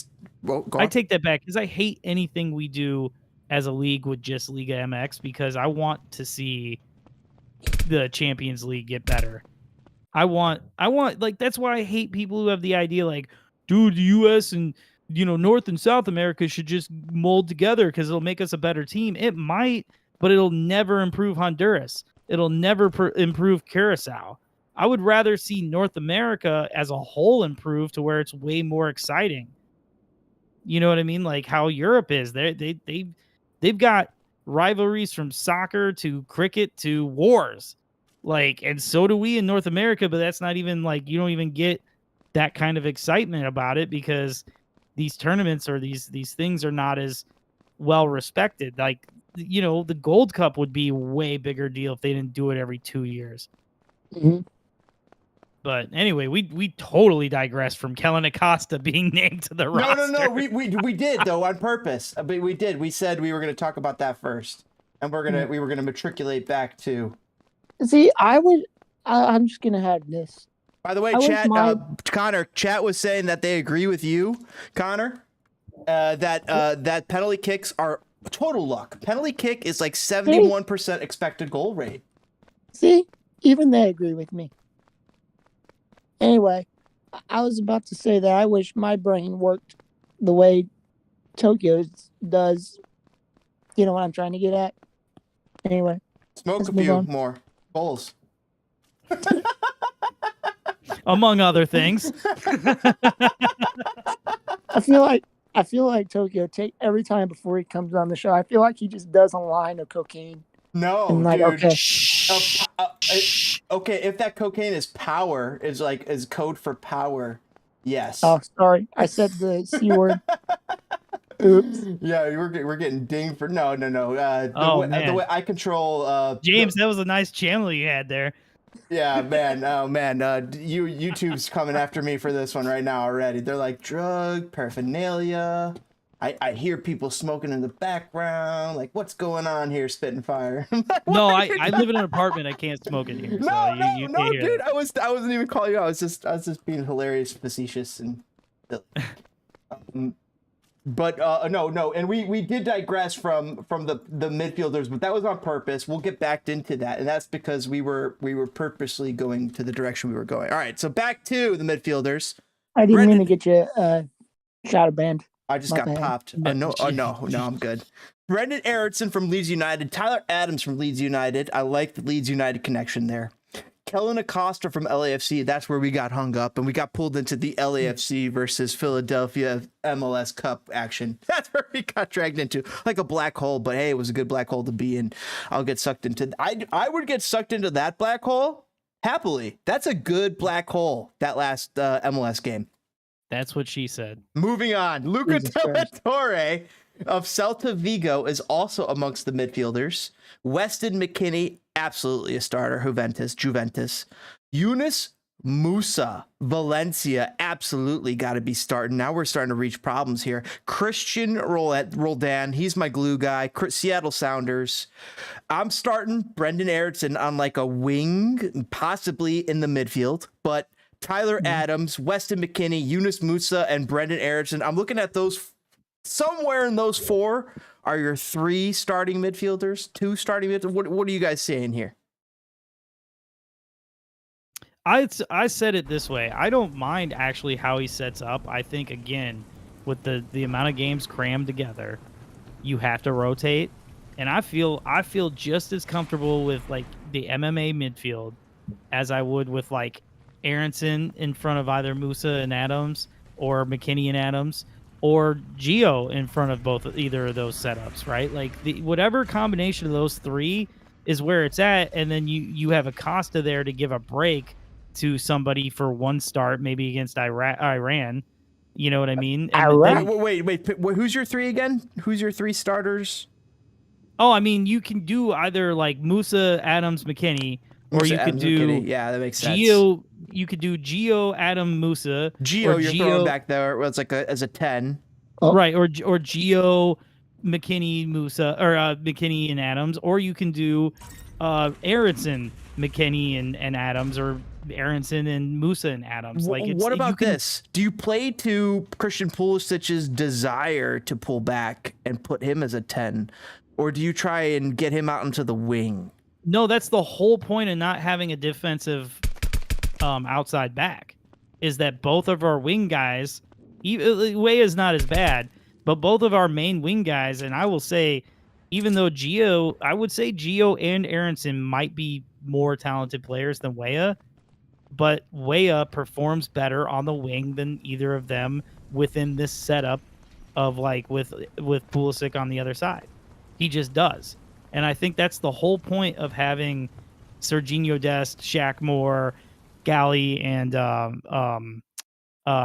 Anthony Robinson, is that you already know Weah and Pulisic are going to pinch in.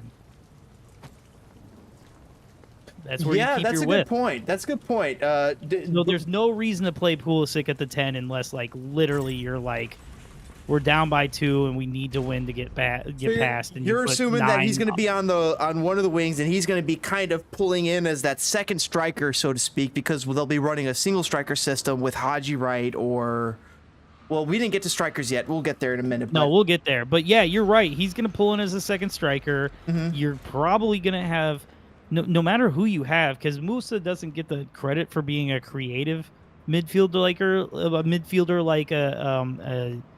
he strikes me as defensive. Or Musa. well, he is, but he is so good on the ball. He doesn't necessarily need to make a killer pass. He just needs to dribble past a guy and make a smart pass. Mm-hmm. That's at least where I'm thinking with that. I'm excited about that whole setup. And then that's the thing, too, with Acosta. Like, no shade, man. Throw no shade Acosta's way. He is proven. Not only is he, like Carlos Vela stopped and did not. He faked like he was going to take a free kick, and Acosta took it. Right? Like, we're like, there's respect in the world here for Kellen Acosta. And I think he's not a starter. He's not, but he definitely is a come in later in the game and save somebody from getting a second yellow, or like give somebody a rest so that we can lock down something defensively. Or if we are down, throw him in there. Like, you know, he can give you a lot of what Adams gives you, but what he also can do is he can do the free kicks. He can do the corners. So that was my question to both of you guys who could answer this is, what does Kellen Acosta offer? Is he more of that physical guy? Is he more of that skill guy? I say he's more physical, but skill on the, like, he's skill with his free kicks, but he's physical in the, you know, in open play. Mm-hmm. Fair. So that has me excited about our midfielders. I mean, Yunus, Adams, Brendan, like McKinney, like those guys, are they starting in England? No, but are they starting on other national teams that are at the World Cup? I think so. I agree wholeheartedly. So can I just point out something that I just realized is crazy to me? Play it, Can I- please. Play it. So I'm 19 years old. Mhm. We have 3 guys on this roster who are also 19. Yunus Musa, Gio Reyna, and Joe Scally. That's Yeah, what the hell are you doing with your insane to life? me. No, I'm kidding. Hey, I don't think I would be That called makes up. me wonder too. No, I'm just pointing it out because it's just insane that a 19-year-old kid is a starter for the national. Well, not Joe Scally, but he's a starter for a team in the Bundesliga. And even more insane is how many fans are upset that the coach of U.S. men's national team left home another 19-year-old in Ricardo Pepi. I mean, it's just like Ricardo Pepi. All right. I'm just saying, like, people are another 19-year-old that people in the U.S. men's national team that people are like up in arms about. Like, that's interesting. So there's talent on this club. The thing about Pepi is, I like him, but Pepi has his whole career in front of him. That's what people fail to realize. I like Pepi. 19 years old. It's insane. The thing about Pepi is, I don't know what it is about the national team, but he just can't translate his club form into the national team. Well, hey guys, speaking of Pepi, we didn't even talk about forwards, but I will now. Let's bring in the forwards so we can bring in the Pepi talk, and we'll continue on to the Pepi talk. But to close, we got Jesus Ferreira, FC Dallas, Jordan Morris of Seattle Sounders, Christian Pulisic of Chelsea, Gio Reyna of Dortmund, Josh Sargent of Norwich City, Tim Weah, son of the great George Weah, over in Lille. President Weah of the Liberia. what is that? Liberia. Haji Wright of Antilospor, and that rounds out the forwards. And who was left out was who we're talking about, Ricardo Pepi. What was I saying? Oh yeah, it just seems like to me when Pepi, his club form doesn't necessarily translate to the national team, and you can say that for a lot of players. But when I look at Pepi, Pepi's still a young kid. He's gonna make mistakes. He's gonna not make runs. He's not. I don't know. I'm just going off the limb. Yeah, I'll let you guys have a say, and then once we get to Haji, right, I'll take it over from there. All right, so we already spilled the beans on midfielders. We feel confident about midfielders. I also feel like I feel confident about our forwards. When I'm looking at Christian Pulisic, Gio Reyna, and Tim Weah, like between those 3, I have a lot of confidence. I would agree. Hold on, but we do got to shout out Luca De La Torre. I'm happy he's on this team. Oh, I am so happy he's on this team. Okay, yes, go. Let's give a little De La I was just Torre gonna love. say, like, I actually think there might be a few midfielders technically better than him, but what you saw was when he did integrate in the team, he definitely vibes with people.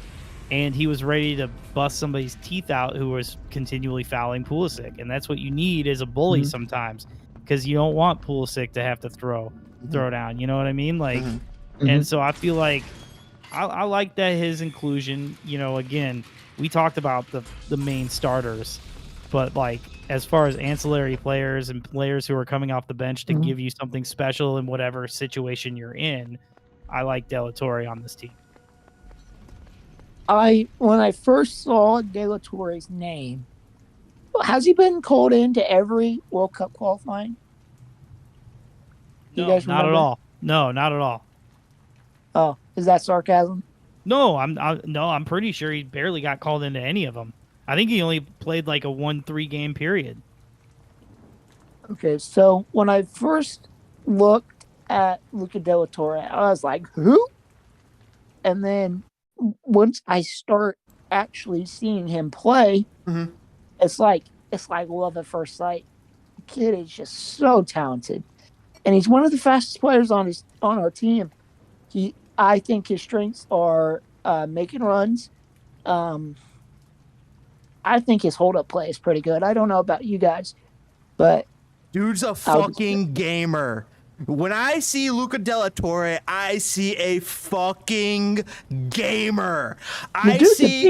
Dude's a fucking beast. He's not the best player on the pitch. I don't know what he is physically on the pitch. I don't know what he is mentally. I don't know what he is. All I know is every game that the U.S. men's national team played and that he was involved, I was walking away like, I want to see more De La Torre. I want to see more of what that guy has to offer, more of what that guy brings to the table. I want to see him being more featured at his club team. I want him to be in a better situation where he can gain confidence, because there's something special about him that I just can't put my finger on, but the kid gets soccer, gets it, and I'm so happy he's involved in this team. I'm so happy he's going to be going and getting the experience. Before we close out the forwards, I will say this. We'll get into disappointments, players who we wish were there after. So I was just saying that. Okay, yeah, definitely. All right, just to let you guys set the table. Go ahead. So like Christian Roldan, though, real quick before we go to forwards, Christian Roldan, like what we all agree, he's got winning pedigree. He's young. He's not been to a World Cup like a Yedlin, but he's still an older guy. Not like old, but like older than the core. Who would you rather take, Christian Roldan or Jordan Morris? I think I'd rather take Christian Roldan. Well, I mean, if you had to make that choice, but you don't have to make that choice, because it's like it's completely two different conversations. Right. The real conversation is Roldan versus Malik Tillman. And we'll have that conversation in the disappointment Malik period. did not make the cut. I didn't even think about that. We'll get into that more. Yeah, we'll get that to later. That's why I set that up. I think Roldan is there because he's a veteran, and he's a guy that the guys respect. He's like a father figure to the younger guys. A 29-year-old father figure. How isn't he young? No, I think he's younger than that. I wouldn't say a father figure, but yet, like, I think he's a respected. You get what I'm trying to say. Yes, we do know what you're talking about. Like, I was just poking fun at that idea that a young guy is a father figure, but he is. Going to go father figures now. I think the real father figures are Walker Zimmerman and Tim Ream. They're the two oldest guys on the team. Nah, you know who it really is? Who? It's DeAndre Yedlin. Because not only is he experienced and older, but he's also cool. And I think all those, like, you look at the picture, you see people posting on Instagram anytime they find him out and about, anytime they played him out in Europe, now in MLS. These guys love DeAndre Yedlin. Yedlin's 29 years old. Right? Did you know that? Yeah, no, Yedlin's still got some juice in those legs, man. I did not know that. A lot of people shit on Yedlin, and I don't think it for no reason. Yedlin's a good player. I like him a lot. You want to talk shit about DeAndre Yedlin? I will come to your house and I will fight you. Okay, so where are we on Shaq Moore? What are your guys' we're way past Shaq Moore, but we were good with him. Yeah, because he's we're okay with him. I mean, he gives you the same thing that you don't have to change your plan, because he gives you the same thing as Dest and Robinson and Scotty. Yes. And he can play on the right or the left. It doesn't matter. And the same thing as Reggie Cannon, which is the guy who got left at home. I'm like, and maybe. Well, yeah, Shaq Moore went instead of Reggie. That's the thing. Now. Anyway, back to give us the forwards, James. I thought I did. It was Jesus Ferreira, Jordan Morris, Christian Pulisic, Gio Reyna. I did. Tim Weah, Josh Sargent, Haji Wright. Now there's a lot of good names. Guys, Josh Sargent, you know what? He's out of favor. He's out of favor in my head, but dude's tall. Dude's a ginger. Dude's a king. Dude knows how to fucking play soccer. He's kind of like that, like, if he shows up, if the right Josh Sargent shows up, I think he's the starter. What do you feel about that? I agree. I think he is the starter. I think. You know what I think Gregg's gonna go with? Go. I think Gregg goes with Sargent against Wales. I would like to see it. Personally, I wouldn't be surprised if Sargent does the start against Wales and England. If he starts against both or doesn't start. I'm sorry. No, does start. Yeah, Are because you seeing Haji Wright as the third striker then? No. I'm seeing it as like fluid. Because I'll say this: I think against Wales, you know 5 subs. You're always gonna sub off the striker unless we had unless our Christian, unless our Pulisic was our striker, right? So you're always gonna sub the striker. So I feel like in the Wales game, Sargent's the starter, Haji Wright comes on. I feel like in the England game, Sargent's the starter, Ferreira's going to come on. Well, that's my question. Where the hell does Jesus Ferreira really fit into this? Is he the weakest of the bunch? I think, unless Conor's got another idea about this, I actually am more happy about Ferreira than I have ever been. Because I'll say this, he does something kind of odd. He makes really good runs. He's more of a center forward than he is like a striker. Yes. But that's what I was going to say. I was going to contradict that. Jesus Ferreira plays like a center forward. He drops way too deep to be considered a striker. But that's what Pulisic does sometimes. Well, he plays on the right wing, but how far does he drop? Right, okay. He doesn't drop clear into the midfield. Well, but we'll need that as the second, as like a sub in the England game. True. Because we'll need to try and control the ball. That's the thing. I feel like this. I don't agree with this, but I feel like Greg is saying we don't need PFOC because even though Ferreira is not the big body guy, he actually does holding up the ball like a big body guy. Because he comes to get it so far back. And you brought Haji Wright instead of PFOC. They brought Haji Wright instead of PFOC. That seems clear. Which is, I feel like it's because Haji is a closer, because I feel like Haji's closer to Sargent. Well, I think Haji's closer to Greg, to be honest. Well, here's the thing. Haji's gotten time. Sorry. Also, Haji Wright came up through the youth system with Pulisic and Reina and Aronson and all those guys. Yes, there's a familiarity. And that's a good thing. You know who you're playing with. Yeah, I don't hate it. I feel like Haji is like I said, if we get bounced out of the group, he'll play 1 game as a sub. If we advance further, he might get 2 games. I feel like we'll make it to the quarterfinals. I don't know why. I just got that gut feeling. I would like that. I feel like I said earlier, Lan, I feel like it only takes a few bounces of the ball one direction or the other. It's true. And like you said, we're in the quarterfinals or we don't get out of the group. I feel like this team has something brewing. I really do. Oh, that's what I was going to say about Ferreira as well, is I actually like the fact that he choked in the playoffs. Because I feel like that's his chance to have crumbled under pressure. Mm-hmm. And now it's he knows what it's like and it's time to go do business at the World Cup. Okay, all right. Yeah. Because he's not bad. He just played awful in the playoffs. He had a great season, right, but he choked. He just did. And it's not listen, I would like to stay right here, even though I didn't necessarily say it online to the man. I would like to apologize about all the things I thought about Chris Wondolowski after the last time we were in the World Cup. But I like that Ferreira just choked in the playoffs and now he can redeem himself.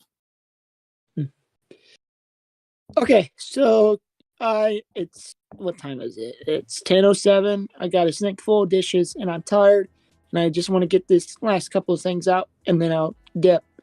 Haji Wright. All right, hear me out, fellas. I like Haji Wright over Pepe a lot. Haji Wright is a big body, and he gives us something different up top. Let's say it's the 75th minute against England. We're down 1-0. You sub in Haji Wright as a second striker, and we can switch to a 4-4-2 or another 2-striker formation, and we can say, all right, go get us a goal. And I feel like he can use that big body frame to get ahead on the ball and say for a free kick or a corner. He has these strengths. He is big, he is tall, and we should use his strengths to our advantage. He's not the fastest guy on the pitch, but he's big and he's tall. Two things I like. Hold on, are we are we even gonna need speed other than other than England?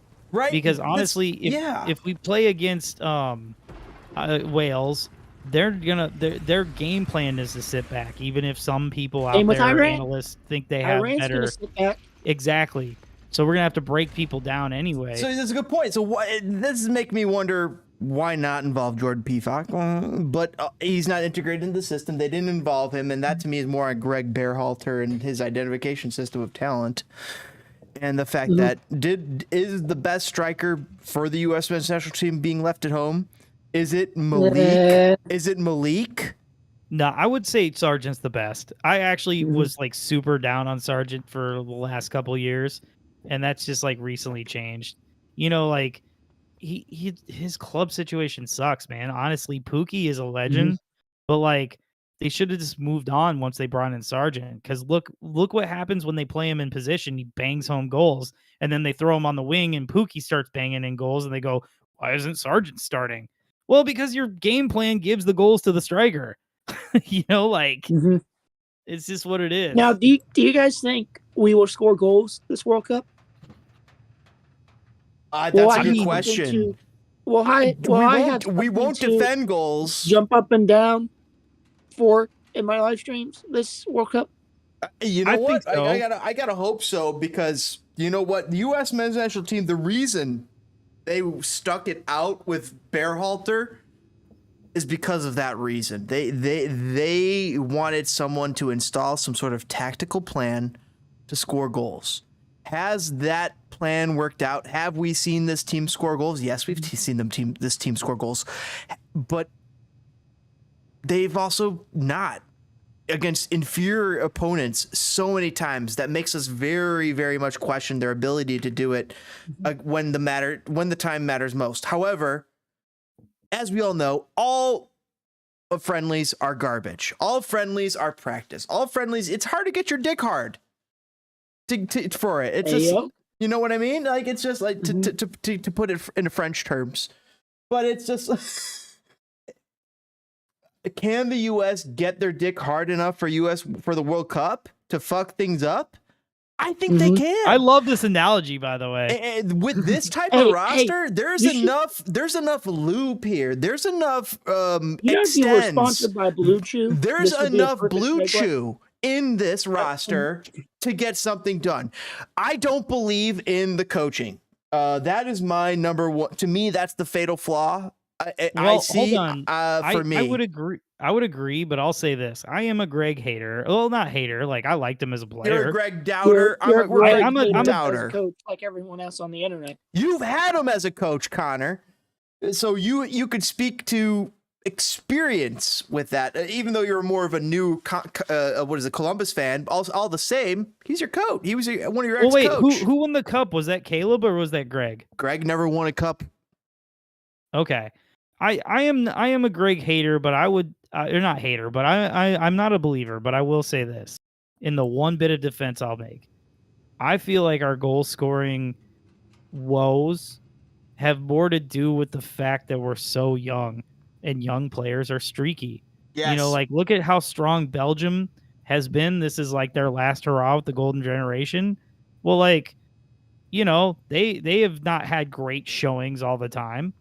You know what I'm saying? Like not now. I'm saying like back in the day when they were the age that our guys are, they were very streaky back then. They were good. They were bad. They would score. They would not. And I will admit, I feel like in this one instance, Gregg is a little bit off the hook, and it's more of our youth and inexperience. Well, yeah, I would agree. Well, anyways, guys, I got to dip. It's 10:12. I got a sink full of dishes. I'm tired. Oh, no. Of everything under the sun. Well, Konor, you take care of yourself, my man. I'm going to go play God of War in a little bit myself. Before you go, Toke, is that the new God of War? Oh, yeah, dude. I picked it up today. I was going to stream it while we were doing this, but I just was like, nah, dog. No, you should have. Yeah, Friday night, man. I'm going to be streaming God of War. Oh, my gosh, dude. You should have, dude. With this kind of, what we were talking, with that type of conversation that we just had, that would have been gangbusters, man. Yeah. we are on your channel. We are esteemed guests on your channel. No. If your content is your content, whatever. This is also, you own a little bit of this as well. I do what I can. At a certain point, I lost control of this channel. I still have super creative control. Oh my gosh, I could say we're doing this, we're doing that, but like at a certain point, like the control of the channel was kind of wrested away from me, and it's kind of with all of us. It's like you, DBG, it's all of us who watch and make this thing happen. It's just like, what do they call that? A community, right? yeah, it's a community, and it's kind of the consistency that we've had here. That helps, and the consistency of our you guys just showing up and coming over to talk and having a little talk. This is so much fun.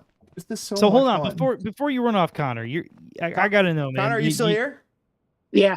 Beautiful. So what does a 19-year-old do with his Wednesday evening? Like, what are we talking? Like, what's there to do in Columbus? Like, we My going small out. town, absolutely nothing. That's weak. It sucks. Hmm. There's got to be something. I mean, Fishing. yeah. Do you go to school? You doing the college thing? no, I did not. Oh, do good that. on you. No. Good. Good for you. Connor, do I you want to talk absolutely- about that for a second, or do you not want to talk about it? Talk about what? The college thing, because I'm curious about the college thing as well. In my opinion, well, Us old College farts is are expensive. curious how you youngins are feeling about it. first of all, college is expensive. All right, and I don't know. I looked at a few schools, but the schools I looked at, it was all like sports management or journalism or something like that. I wanted to do specifically sports broadcasting because I interned for a company who is now no longer of existence, who covered my high school's conference.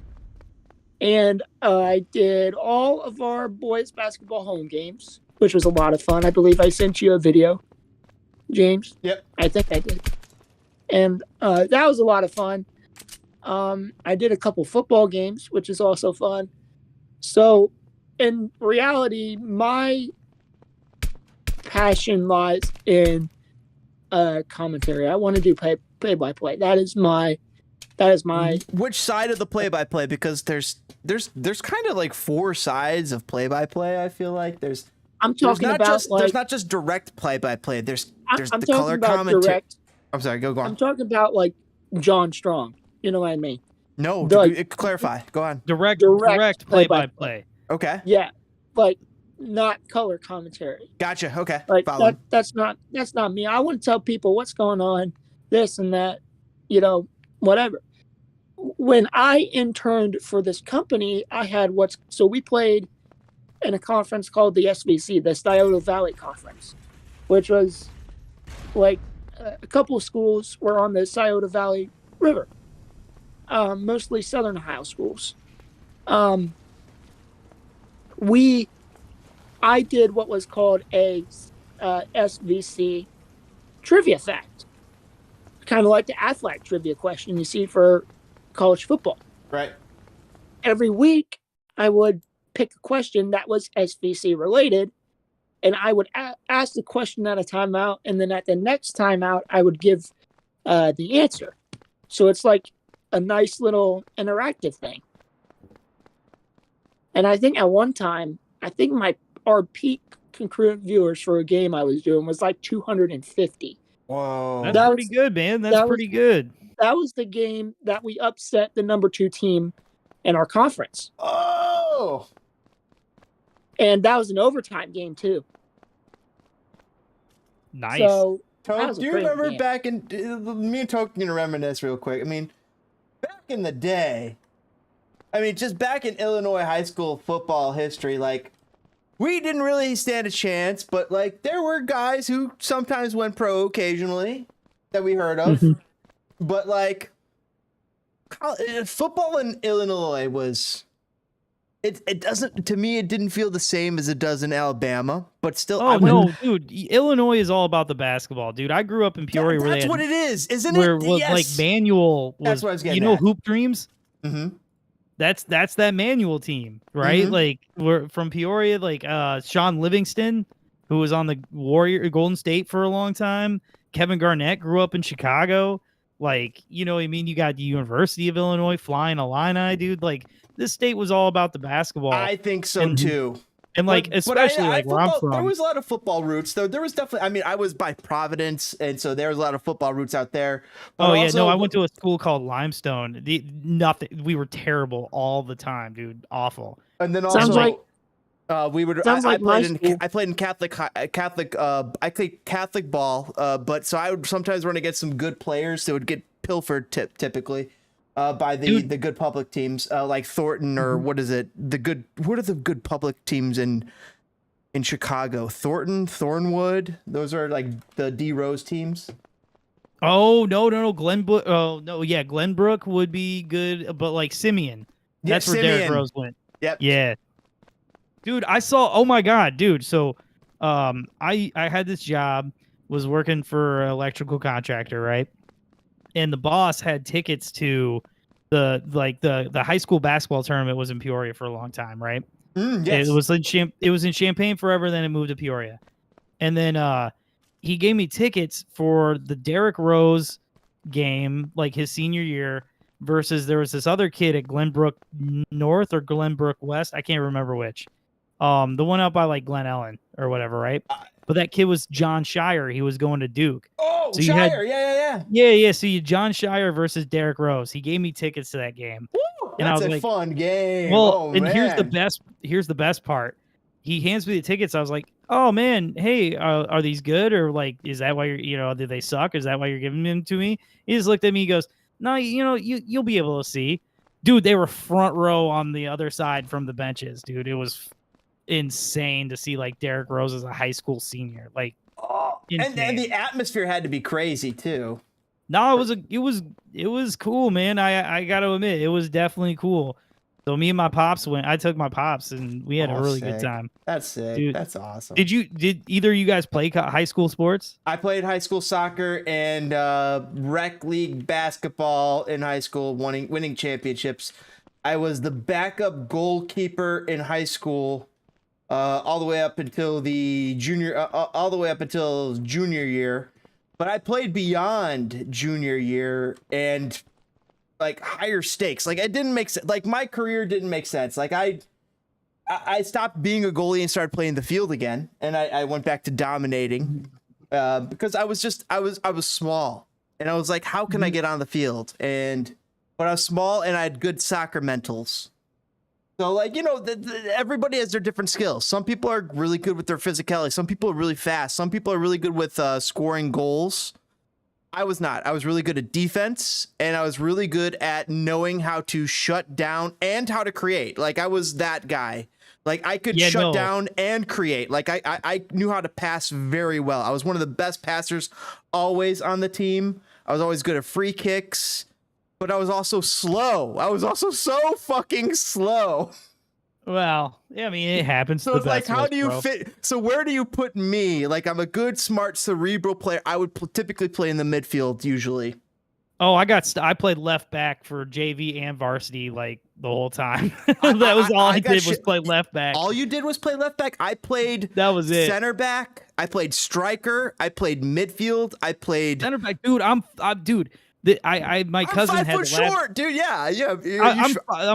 My cousin was laughing at me because saw him and his girl and their kids or whatever, and they had this board from the other house where they were measuring how tall the girls were, and he was like, "Oh, come on up here and let's see how tall you are." Put me on the board, and he started to write the year, and I was like, "Yeah, you could put 1998 if you wanted." Like I have been 5'5" and this exact same since sophomore year of high school.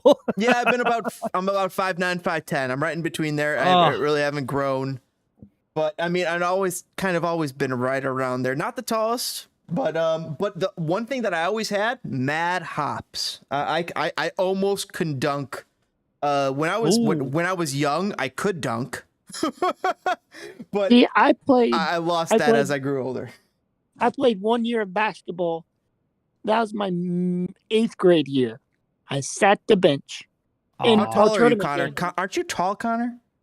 I'm 5'7". Oh no, so you're not tall. So yeah, you would be 5'7". No, I'm not being insulting because I'm not tall No, either. I know, just the way you said that was funny. Okay, so you're not tall. Like, so for instance, like right now, I'm 5'7", 135. But I'm Connor, pretty weren't you a small. goal scorer too? Weren't you a prolific goal scorer? Which is interesting that that short. To me, striker is one of those positions that like you could be 5'5", 5'8", 6 foot, 6'2", 6'4". All sorts of body types will excel in that position. Midfield, you got to be kind of smaller. I want to say between 5'5" to 6'2". I don't want to be taller than 6'2" over in the course midfielder. of 4 years, I scored a total of 20 Wow. with like an assist. What would you say was your forte? Your pace or your skill? Which one of those two? I was a poacher. You're a poacher. So it was about. So it's more. Oh, so it's about. It's a little bit about both when you're a poacher because it's about acceleration and reaction. I never really started until my junior and senior year, though. Toke? Oh no, I feel you on that. I played most of. I actually played both JV and varsity. See, Whenever we didn't have a JV team. Oh, okay. We never fair. did. We So- only had varsity.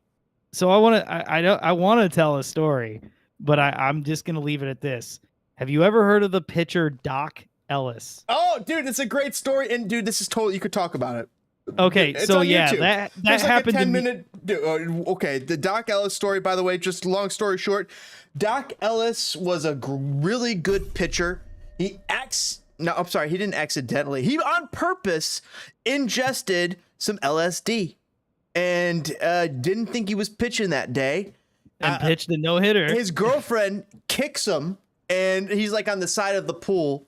His girlfriend kicks him and says, "Hey, you're pitching today." She shows him the paper. His name's listed as the starting pitcher in the game that's playing later that. He's like, "Oh shit."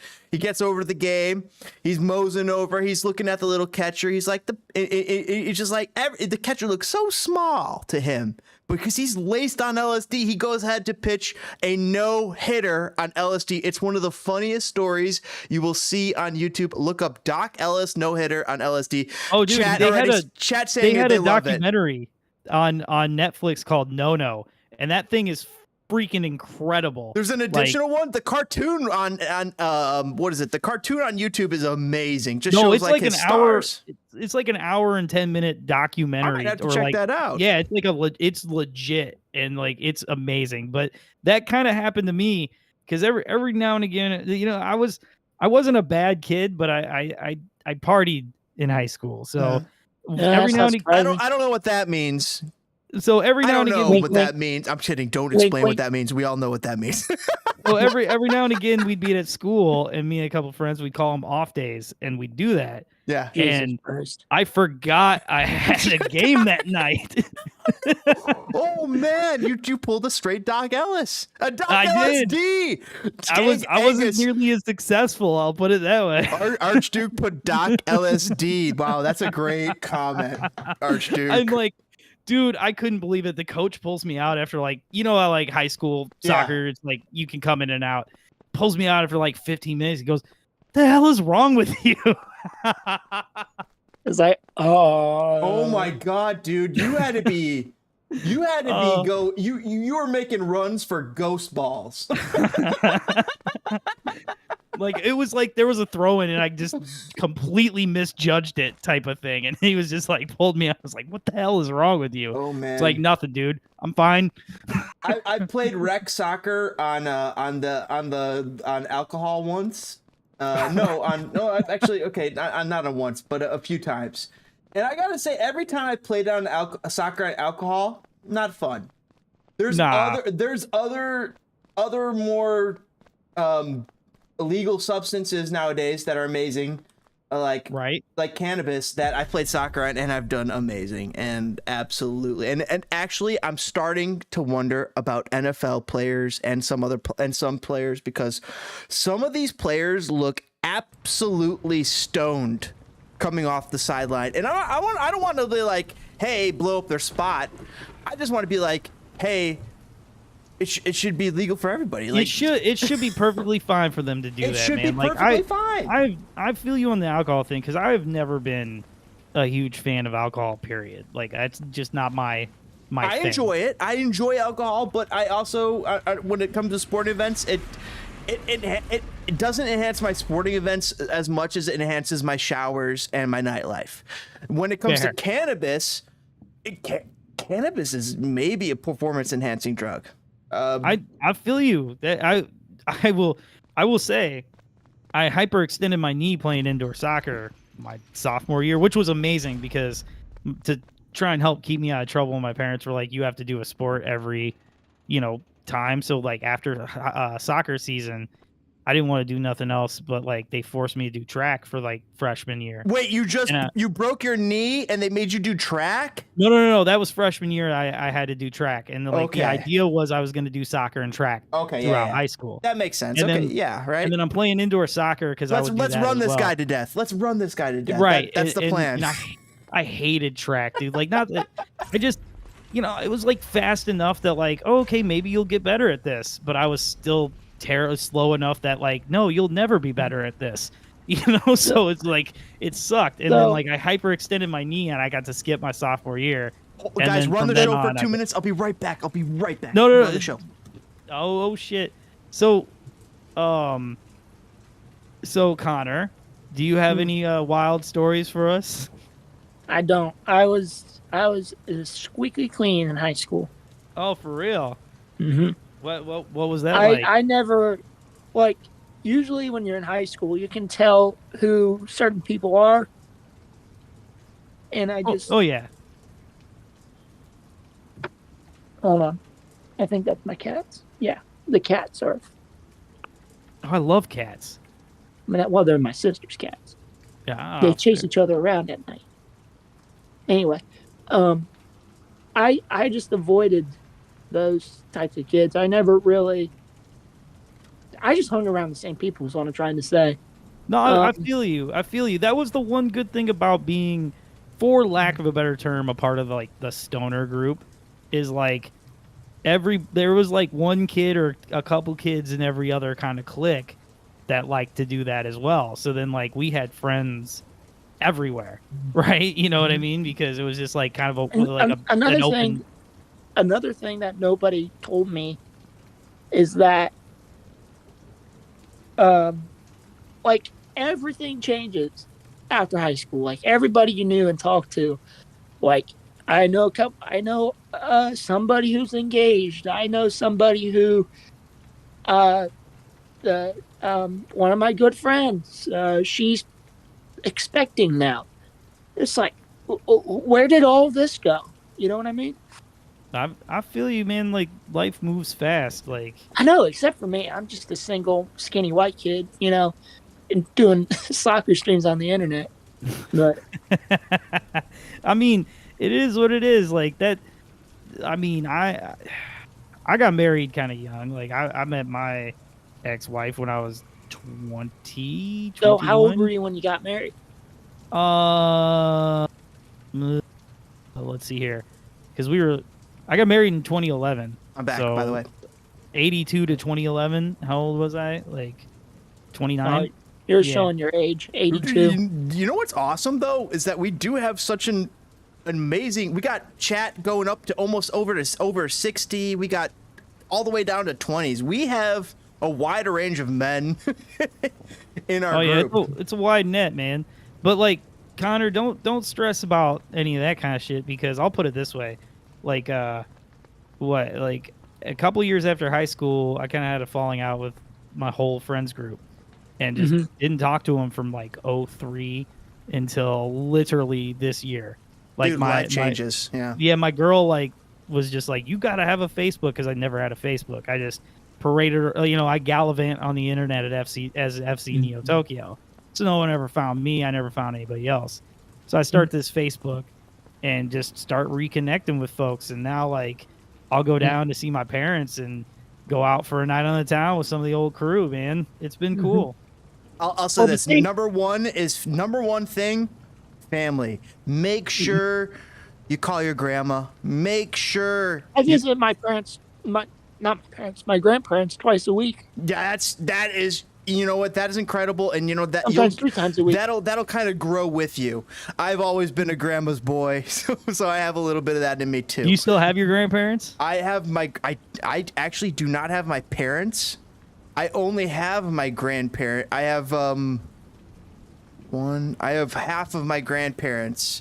Oh, I no longer have my parents, unfortunately. That's happened. Well, I'm sorry to hear that, bud. I don't sorry. talk about that often, as you guys know, but yeah, it is the most significant bummer. It is absolute. It just words don't contain the pain sometimes, but the fact of the matter is you enjoy the time you had with it. It changes different perspectives. It makes you grow. The life comes at you with so many different things. And the other thing is, you know, I might not have my parents, but I am lucky enough to have two of my grandparents, and my nephew at least has some as their great grandparents. So, you know, it's always perspective, right? Right, it is perspective. Like by the time I was 23, I lost all 4 of my grandparents. Dude, right, but like, my parents are still, like, my dad was 40 when I was born. He's 80 right now, dude. So like, oh my goodness, I can't believe they're still around. You know, but like, appreciate them. And for coming from me, who doesn't have my parents, I always say, appreciate them, love them, give them. And so now I've got, you know, I love hard on my grandparents because my parents aren't here. And I want to say this, you know, because this channel is me. This channel is us. And I gotta say, hey, if you haven't talked to your people, just call them. Just go for it. These are your people. We can get over it. Blood is thicker than water. And some of my best friends on the planet, it's the same fucking rule applies. Blood is thicker than water, because at a certain point, our friendship, it became family. You choose family, dude, because people are born into shitty people. Like, but if you're born into decent people, that's like a head start. You've talked about this, right? You've talked about this. Like, family sometimes is not. Sometimes people have family that's not so great. Like, if you've some people that you need to cut out, sometimes you need to cut them out for better or for worse, right?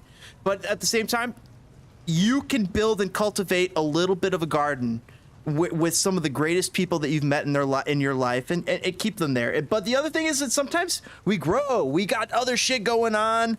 A lot of my friends, they have kids all of a sudden, so it's like, you know, we don't have so much time to go have a beer with the old boys so much. So but what has still maintained those, like, you could call those guys up and be like, and they're still one of your best boys, and you could kind of pick it up. As you grow older, you find that you're able to pick it up with so many people that you may have lost track of. But like, bam, one quick phone call, bam, you're back on the trolley. So the way, so for me, I'm gonna get kind of deep here after this. So like for me, as you guys know, I'm a single man, whatever, and all my friends have. Connor, do you want to disclose? Because do you like girls or boys? I mean, like, I like girls. I don't lean the straight way. And I know Neo likes girls. And so yeah, and this is a safe place for that type of conversation. Like, oh, most certainly. Like me and you got 2 buddies here.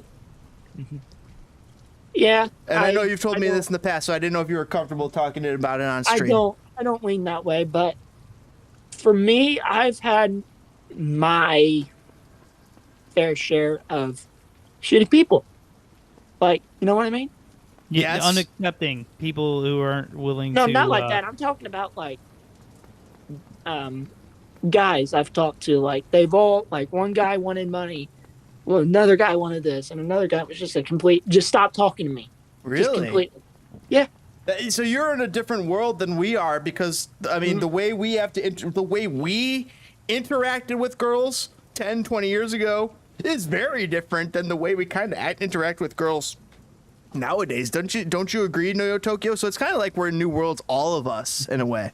I actually, I'm not gonna break my rotator cuff patting myself on the back, but I've never understood some of that stuff. Like maybe I was slightly more thirsty, but like I also vividly remember anytime somebody would like make fun of a girl, be like, she's a whore, or she's a slut. I'm just like, shh, shut up.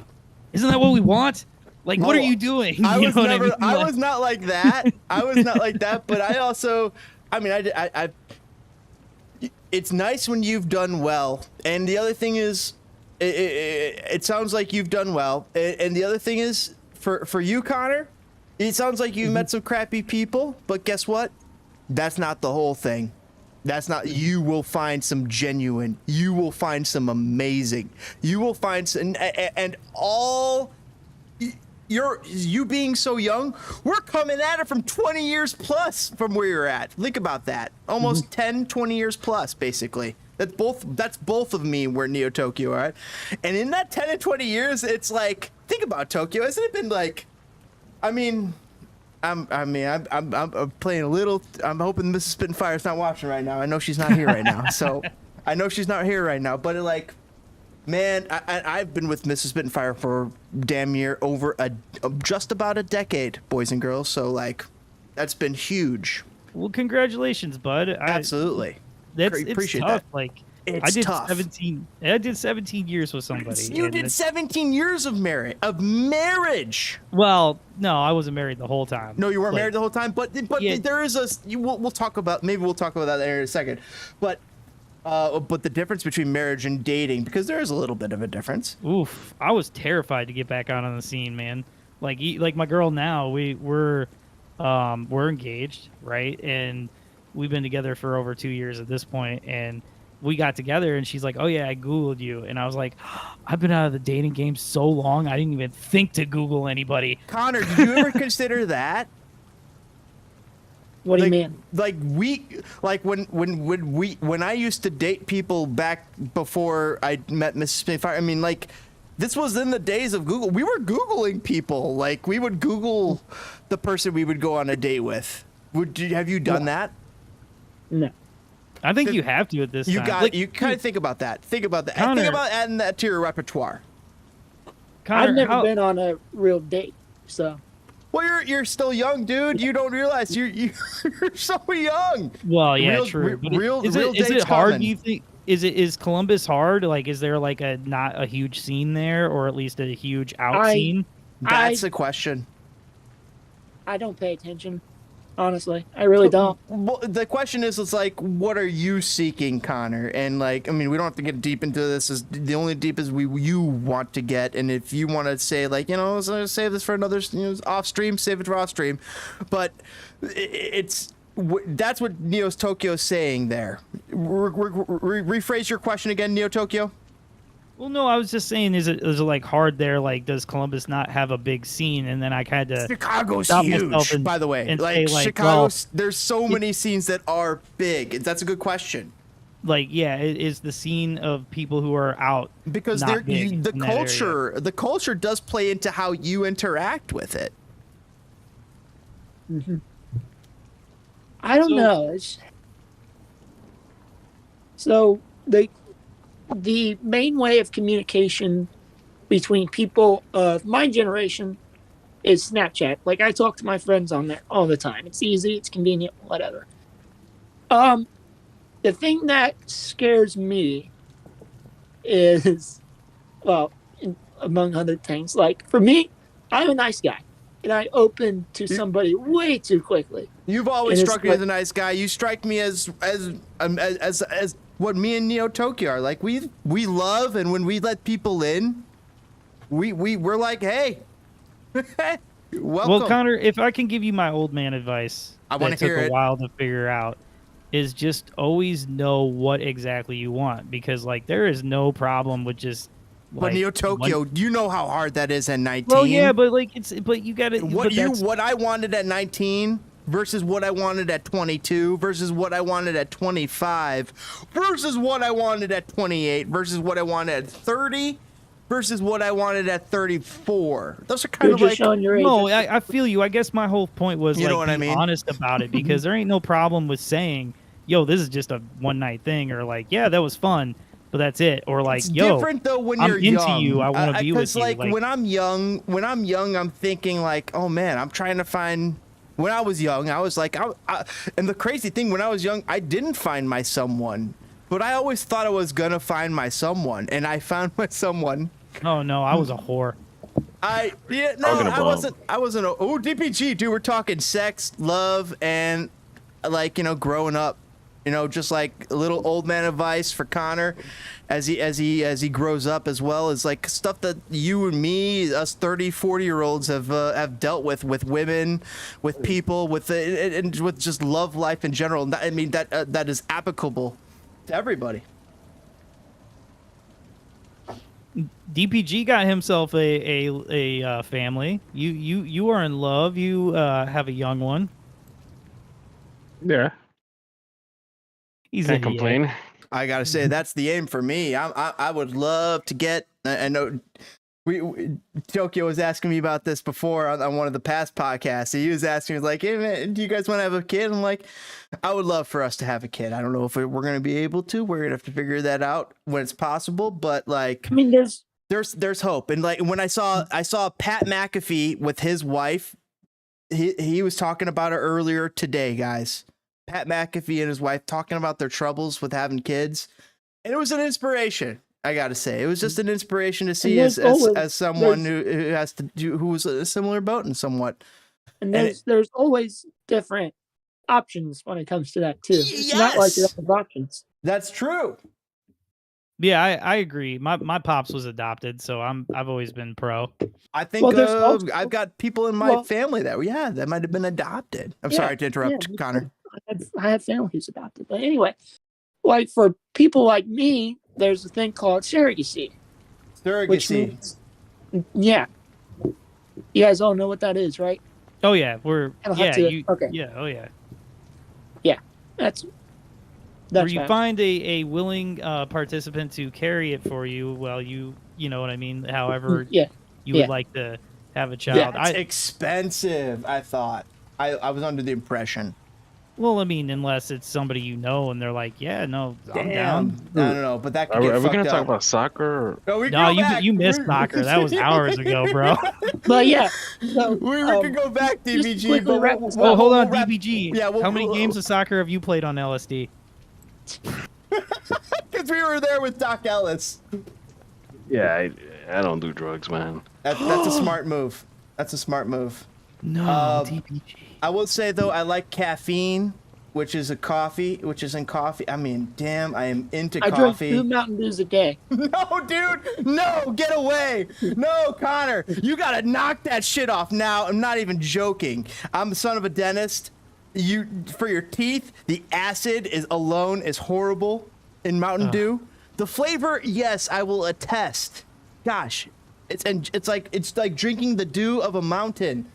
And it's amazing, but no, it is horrible for your teeth. It's horrible for your gut. The acid in Mountain Dew is horrible. Do not drink it. Highly recommend it from a dentist's son. There you go. I gotta be honest. Despite being a smoker and everything else, I drink 2 to 3 bottles of water a day. Let Neo finish. Hold on. I was just gonna say, I think the worst thing I do, the most crippling addiction I have, is to Monsters. No! Listen to Konor. Do the water. DPG, can you fix this? Yeah, wrap this back around. Look, What's up, man? Konor? I'm addicted to Coke, so. Coca-Cola? McDonald's? McDonald's just an end, means to an end. No, you're wrong. DPG, I'm gonna teach you the ways of Coca-Cola. You know what's real good? No, listen to me, Konor. No, I'm telling you, Coca-Cola from McDonald's is the way. It has real sugar. Sweet tea. Sweet tea? From where? From where? Where do we get this sweet tea? This nectar? Well, McDonald's is pretty good, and homemade is really good. McDonald's is garbage sweet tea. They have Coca-Cola that sits in reservoirs made from heaven, but sweet tea? Right out. Wait, If McDonald's has Coca-Cola, do they have the world's greatest soda, Yes, they do. which is Mr. Pibb? Jesus fucking Christ. DPG. I'm actually somewhat of a soft drink aficionado. So like Oh, don't get You me guys into are- this. Don't get. Let's you go. guys ever been at Woodman's? Okay. I- We're spending from at least Ohio. 8 minutes in the I don't for know the what next that is. of the podcast here. So yes, no, I have not been there. Go on. But you guys heard of it, right? So No, it's like say this again? It's a Wisconsin-based supermarket that has, started moving out to the suburbs of, around Chicago. What was the name of And it? Woodman's. Woodman's. I've heard of it. I have not been. So at least a lot of their products tend to be from Wisconsin, and they actually have their own brand of soft drink in Wisconsin. I forgot something Jolly, but Kugels. no, not that. I'm talking about something called something Jolly. Yeah. But the soda comes like in one of those monsters. Not Jolly Green River, right? Green No. River's an Illinois thing. Yeah, it comes like in a Red Bull kit type can, but it's pretty good. I I've never enjoyed even it. heard of that. Yeah, I didn't hear about it either until I think I was watching like some sort of restaurant review and out from Wisconsin, and they brought it up, and I was like, oh, that looks cool. And then surprisingly, my local Woodman's had it, so I bought some, and it's pretty good. All right, everybody on the podcast, top 3 sodas for me: Coca-Cola #1, Wild Cherry Pepsi, and Dr. Pepper #2 and 3. No order. DPG? I got Coke.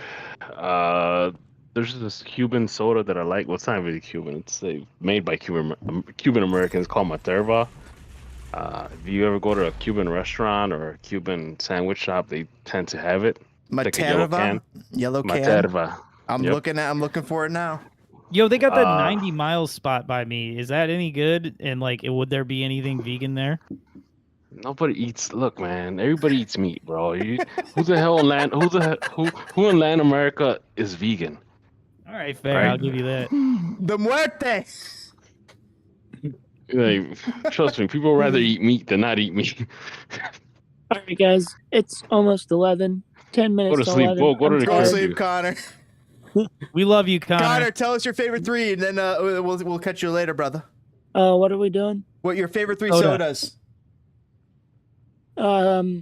Probably Pepsi or Coke, and what you call the devil's drink, Mountain Dew. It's the devil's The drink. devil's pissed. Check out Connor devil- Knows Soccer on YouTube. Connor, last comment real quick. I was just gonna say, tomorrow, 3 p.m. Eastern, 2 p.m. Central, 1 p.m. Mountain. I'm doing a full World Cup preview on my channel, with British YouTuber Jacob Horsfall and a good friend of mine, and U.S. men's national team vlogger Ryan Edward Fortune. So it's gonna be fun. Check it Fortune. out. He's a big YouTuber Fortune. on yes. Mhm. Awesome, Good friend of dude. mine. Check him out. It's gonna be 2 Americans going up against a Brit, so should be fun. Sick, man. Cool, that sounds Congrats. cool, man. All right, good luck. What? Go dominate, brother. All right, later, fellas. Thanks. Later. Thank you, Connor. DPG. Guys. Man, so oh, I think we got someone new here. We do. Hold on though. I got to tell you these sodas, man, because I don't drink soda. Yeah, But like, you I vegan. have a crippling monster addiction. But No, what? That's got to be worse than meat, dude. probably. Yeah. But as far as sodas go, this is the ranking, man. It is Mr. Pibb, and then it's the fruit punch Doritos and the lime Doritos. Oh, okay. All right. That's how I'm going with that. But Mr. Pibb all day. He's Over not- Dr. Pepper. No, you're shit talking. Dr. You're Pepper trolling. is so pretentious. Mr. No, Pibb you're does not need fucking his trolling. doctorate to rock. What about A&W? Eh. The root beer? Okay, if we're talking root beers, do you just want to talk? What's the best root beer? Or you're saying, and are you submitting A&W as one of the best root beers? I would. Well, I'm throwing that out there because you said Mr. Pibb. You know, I mean, I like A&W, but dude, Mr. Pibb is nothing on Dr. Pepper. Dude got a which is the blue can. Buzz it's a root Cola. beer. Oh no, No, Bart. Is it Barks? Yeah. Yeah. What It's was all that right, RC? What was RC cola with like some crazy amount of caffeine in it? What was that called for a while? You guys remember Jolt. that? Jolt! Oh my god. Jolt. They had Dude, that come on, everywhere. man. Especially Chuck E. Cheese's. Oh, No, man. was it? No, hold on. It was on Barks. It was something else. I like Barks. Oh man. Weekend. It's like, Is it like it's like Daps or Dads or something like that? yeah. Yeah, I can't think of it right now. That's root beer. Yep. Oh, And Dads. it's weird. It's a weird thing about it is that you don't find that,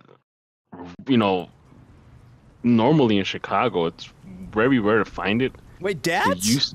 Yeah, I You have find not that seen it. everywhere. I don't know. Like the only time I ever seen it is like when you go out to like a gas station out in the sticks. Well, that's how I guess I'm out in the sticks. Yeah.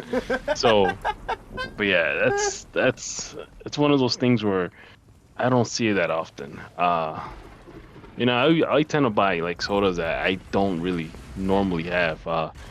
Like this would probably be a contender if I was out in the sticks and wanted to get a soda. Maybe Mr. Pibb too.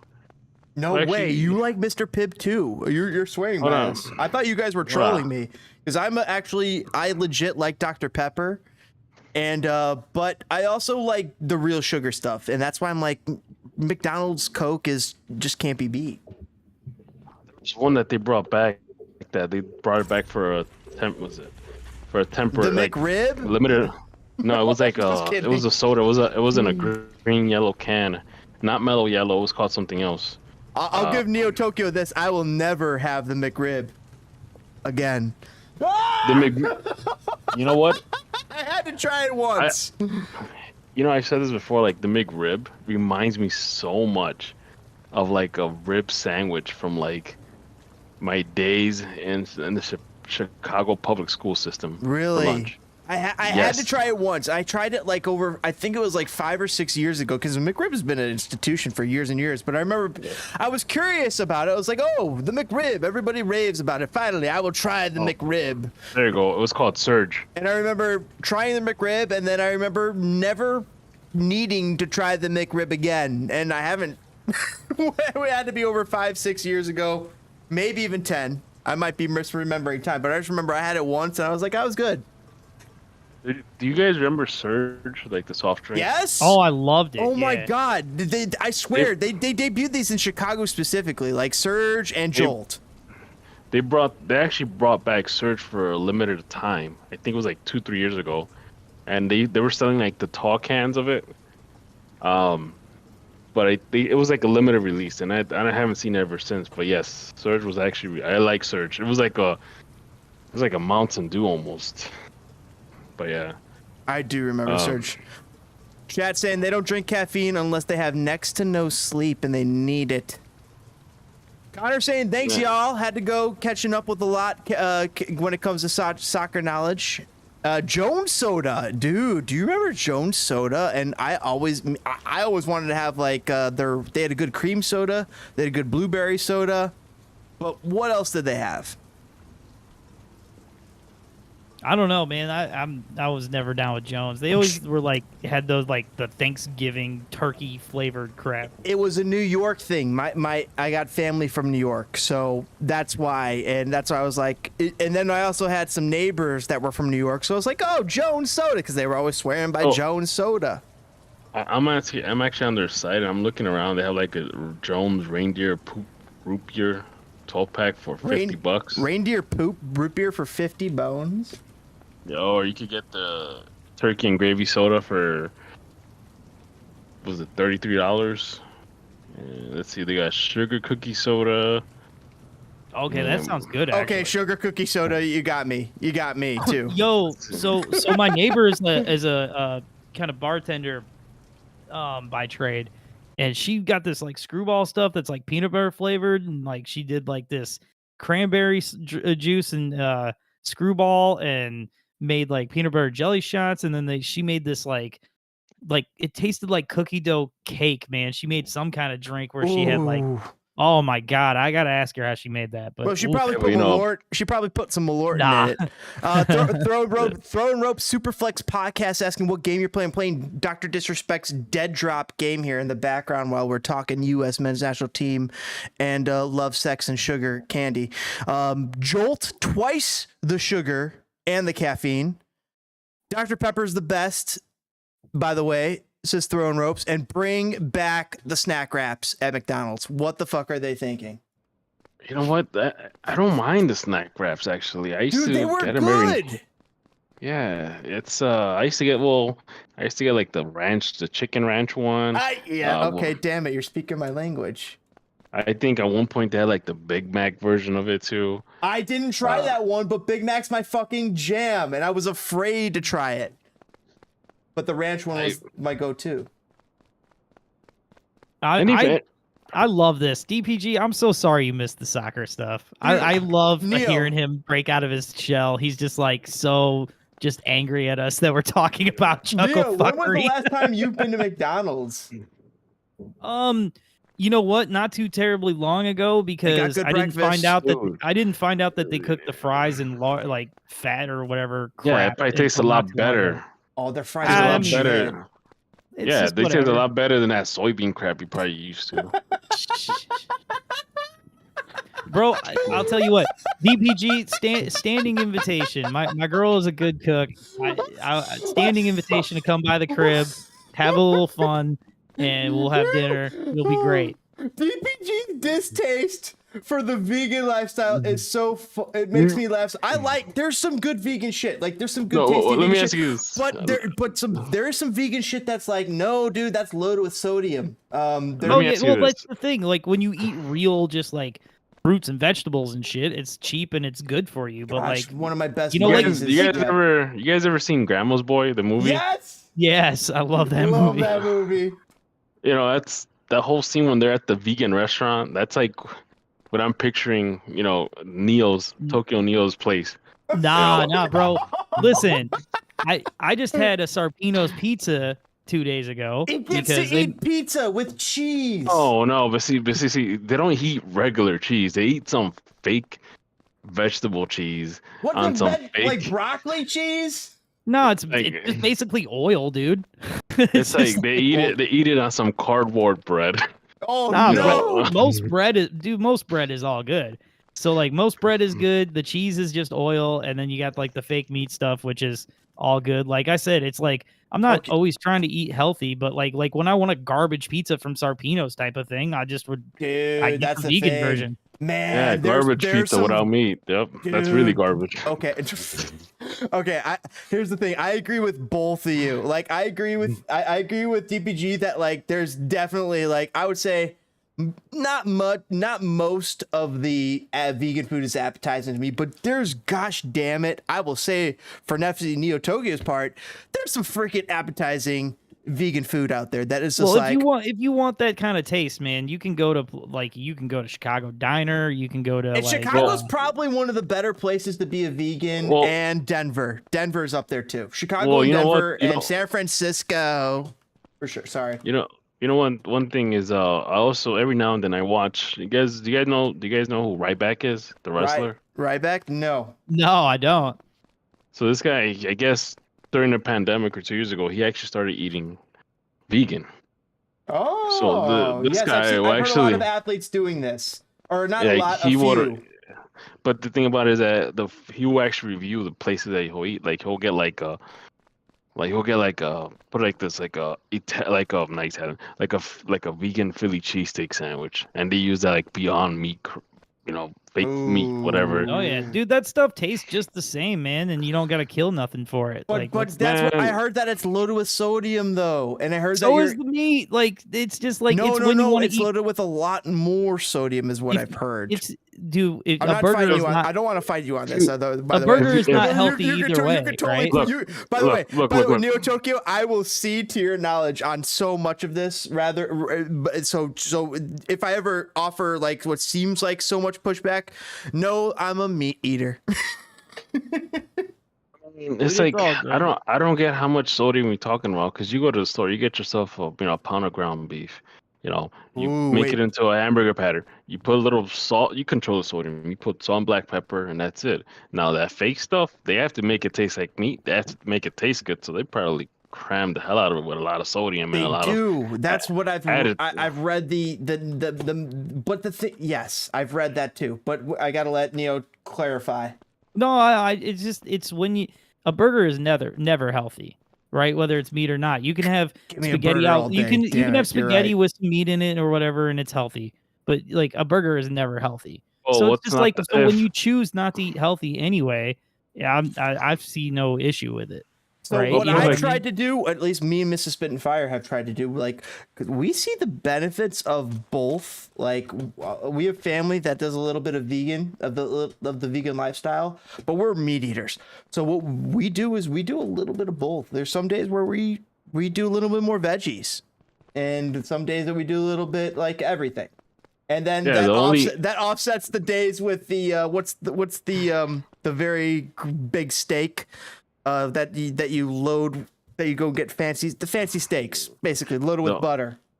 The only veggies I like is the ones that are probably like dripping with like cooked meat juices on it. Or something like That's that. DPG's problem. DPG veggies are good for your heart. Yeah, man, you got to They're get you a good salad for- every now and again. Yeah, but yeah, then you get sick from like, oh yeah, I No, forgot. you don't get sick, dude. Yeah, Like, you get literally like the E. coli. opposite. You don't get You sick get, like, from E. veggies. Yes, you do. Remember when they had that recall with the romaine lettuce? Okay, It yes. was, Oh, damn it. You can get sick from meat, though, too, in that same capacity. Dude, But- that's the funny thing you, is- you guys are both making me crack. That's so So- funny because that stuff that the romaine got what was it, E. coli or whatever from the runoff from a pig farm, like that. Oh, yeah. You know what I mean? Like, it's But just- give me that Oh. bacon all day, because guess what? They cleaned it.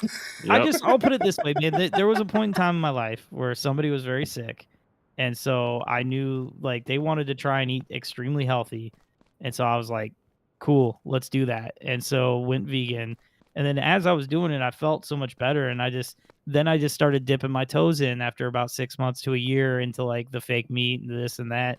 Like, oh, maybe I do want a pizza, maybe I do want this and stuff, and then like it just tasted just as good. Like I was just as happy. So I was like, what's as the much point? as I shit on you, Why yeah, kill you're right. anything? You know what I mean? I Like- know professional chemists, which are known. What are professional chemists? Pharmacists. So I know pharmacists that are Street pharmacists. vegan, and they know what we know. They know everything we know. They know about our teeth that are literally meant to chew meat. Our teeth are designed to chew both meat and veggies, both. We're an omnivore. We're an omnivore animal. And my dad was a dentist, and he, the way he looked at teeth, the way he looked at, he had people who worked for him that were vegetarians. But like, you know, and at the same time, it's like, yes, it makes sense. There's stuff that makes sense on both sides. I mean, what? But at the here's same the time, thing, our like teeth are designed to cut meat, which means, for me, I employ a little bit of balance of a little bit of both. And when you guys, maybe there's extremes that could be occupied, and that's fine and dandy. You know what? You know what doesn't make sense is I'm actually looking at the roster more carefully on this U.S. World Cup roster. No, Why is Jordan Morris on this lineup? Why dude, I asked is that. who would you have brought instead? The nipple? The nipple areola. did they not bring PFOC on here? They didn't bring PFOC. They don't play They the same bring- position though. Who They're- else would you They're have brought? listed as forwards. Right, but that they don't PFOC ain't gonna play on the wing. Who else would you have brought? Dude, Well, Gigi didn't give a not- PFOC. Not Jordan Morris. Have you seen that guy? I don't. Here's the argument for Jordan Morris, DPG. It's that, oh, what if Gio Reyna gets hurt? Then what do we do? You got Jesus Ferreira.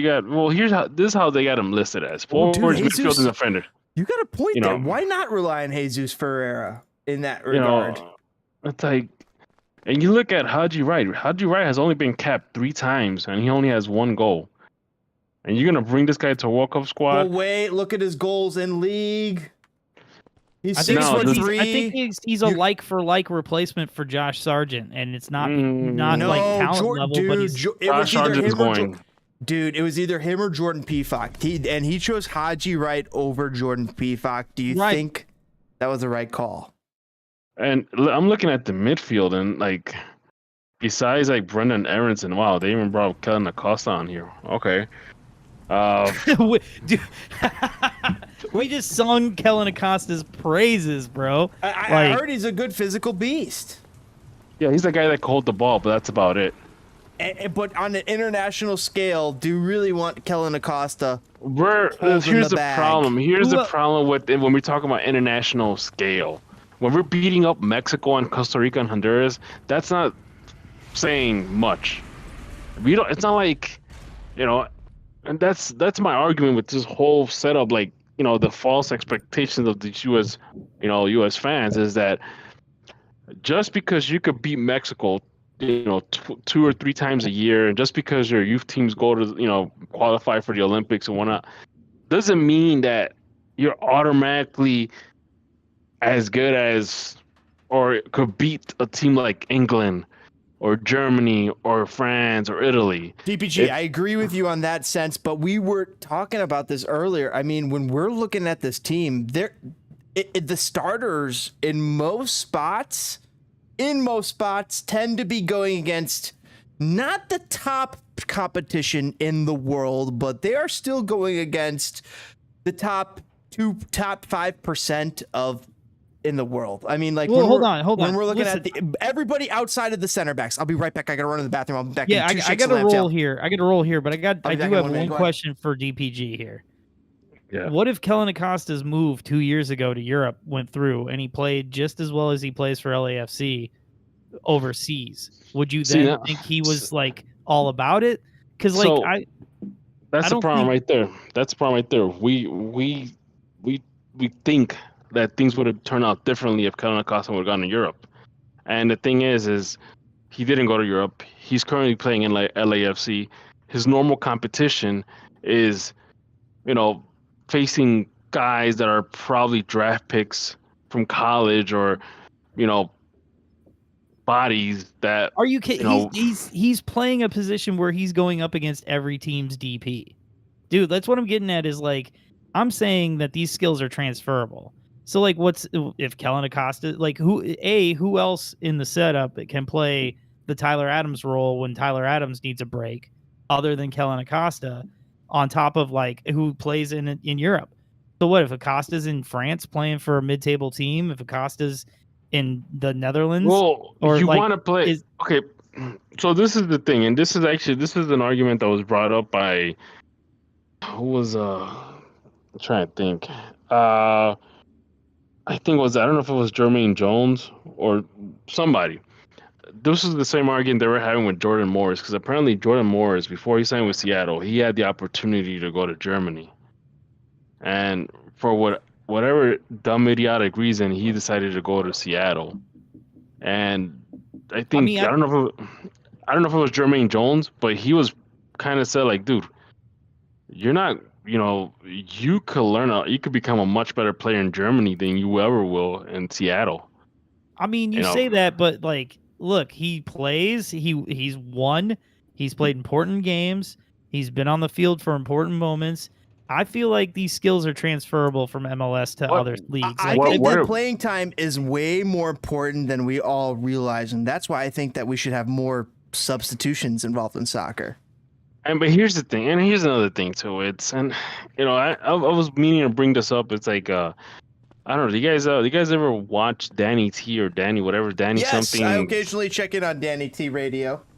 Yeah, so he actually did a unpopular opinion video like a couple of days ago. is that the cat with the thin mustache? Yes. Yeah, Okay. the guy that's a Fire fan, and I don't know what's he doing. He's actually a Fire fan. He's a Fire fan. He's got a sizable YouTube audience, dude. He gets way more views than But- if we could figure it out, we could tap into his audience a little bit. That'd be nice. So one point that he brought up that kind of like kind of pissed me off a little bit. Really? Was the weather. How like the U.S. national team has to do cheap tricks to win games against teams like Costa Rica and El Salvador or Honduras by forcing them to play in like frigid temperatures. You know, I feel like And that it- was out of the terror No, of not no. qualifying this time, because like that's no, I'm not a fan of those games either.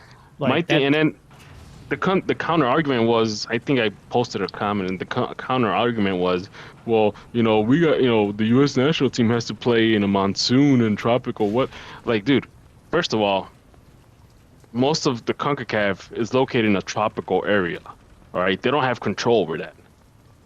The U.S., as big of a country as we are, we have different climates. Everywhere. Oh my everywhere. gosh. We have every climate that you could imagine. Exactly. So you could have easily played this game in Phoenix or somewhere in Texas or, you know, LA. Or Minnesota. Like you could play but- any but type they of climate still- imaginable. But they played in Minnesota because they figure, oh, we need all the advantage. Mhm. So they played in to me, when I cold-ass see Minnesota.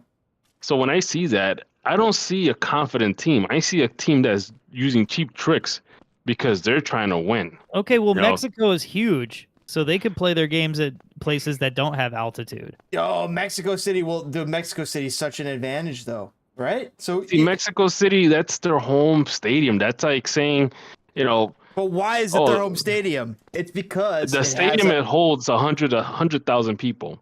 I think that You they could- you could also play- knew that they had an advantage playing in the height there. Like they recognized that players. Well, should we play at Ann Arbor then every game? 'Cause Then, that then holds- you know what? Then Denver. it's like saying, okay, do you think the U.S. has never beat Mexico in a qualifier in Mexico? Wow. It's not going to make a difference Wow. if it's not going to make a difference if they play in Mexico City or Guadalajara or Oh, I Monterrey. completely disagree. I think if those games weren't at altitude, we would have won a few. No, because now you're going to be facing a very hostile crowd, not like the ones you face in the U.S. when the U.S. has to play against a very pro-Mexican crowd. Okay, the crowds in the U.S. are nothing like the crowds in Mexico, guys. We got to be honest about that. Like crowds in Mexico, like I think the players could feel it. Oh. Where the crowds in America, yeah, they could feel a couple of rah-rahs, but they also know that quite a few fans are, you know, they went out for a bite to dinner before the game, and they're Well, and taking it apparently they're easy. spies for the Qatari government as well. What? You didn't hear So- about that? What? The AO being spies for the Qatari government? No. Yeah, they were reporting people who would say negative shit about the Qatari World Cup. Fuck. You haven't heard about this whole thing? It was They members of found AO. That sounds like some fucking rats. Yeah. Listen, But hold on. anyways, DPG, okay. you're gonna drive me crazy. So instead of argue with you, I do have to go. I love you, gentlemen. James, thank You you know, I for gotta having go me on too, this man. evening. Good night, guys. All right, brothers. Guys. All right, brothers. Everybody in the chat, everybody watching live after the fact. Thanks for joining us here on Spit and Fire. We've had a heck of a conversation. DPG, are you still here? I don't know if he booked it as well, but if let me do a little movement. Tokyo, everybody, greatly appreciate you guys stopping by. I'll catch you guys on the next one. As I get close to shutting down the stream, guys, what a freaking fun stream. Man, how am I gonna cut this one up, guys? Like this felt like one of the best streams. And like the last few streams have been really fucking good. Like, oh my goodness. Just feeling for me, when I listen to this internally, and I hear this like ex post facto, after the fact, mentally, right? We were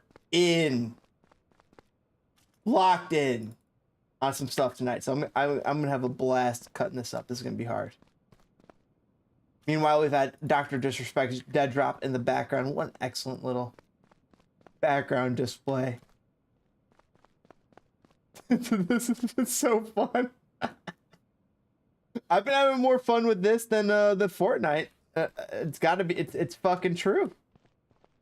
I've been enjoying Deadrop more than I've been enjoying Fortnite, and that's kind of what does that signify? Is Deadrop fresh? Does it have some sort of? I'm looking for players. I mean, there's only a few players in it right now. That's the thing. I'm one of the play testers, and right now I'm just figuring stuff out. Like, is this what we like? Is this what we want? What needs to be tweaked? Is this the level design? Right now, this is the level design, right?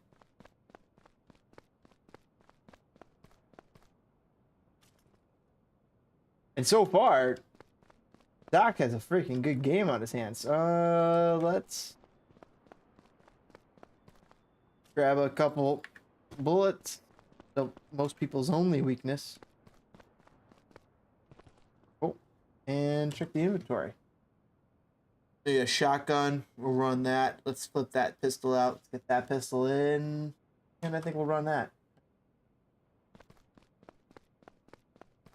Doc's got one problem. Game's fun. Game's fun in the loot purpose. Like, you just run around, grab some loot, get some kills. This is what I want. This is what I want. I want to run around, get some kills, maybe escape. I think the Doc's on to fucking something here. Chat.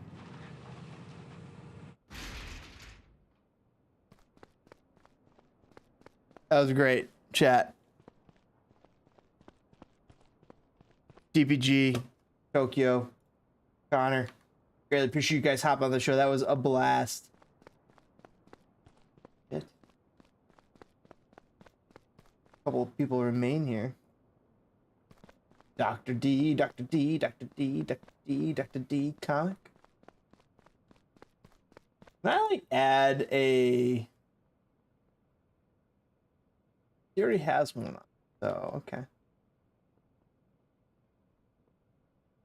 Players. Exit. I'm not worried about losing shit though. It's fun running around right now. Like whatever. We're testing. You can't play pussyfoot. You can't pussyfoot around the bush. Maybe they get a good click on me. Maybe they get a faster click. But you know what? To the victor goes the spoils. I'm just running around. No pressure. You want you? Hello? Hello? I saw a weapon back there. I'll take a look. Oh shit. Oh no, let's get that. Let's get that rifle going. Definitely get that rifle going. Is that the only attachment I got? Plug it in. I'll have to deal with it later. Hand grips. I don't know what they're due. I do not know what these hand grips do. I will admit that. But look at this. See? Get a little kill there. If we need to. We're not intimidated. I don't know where these other people are. They're just standing still at the basement? Like, do I gotta just run down there and try and find these foos? Pistol.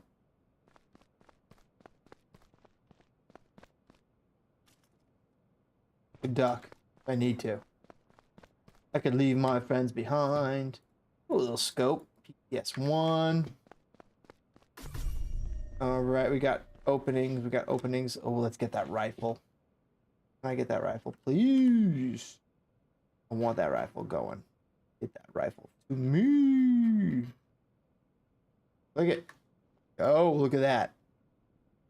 Killer rifle. All right, so where can we go? There we go. And where's the other one? Yeah, we're going to that one. But how? How shall we get there?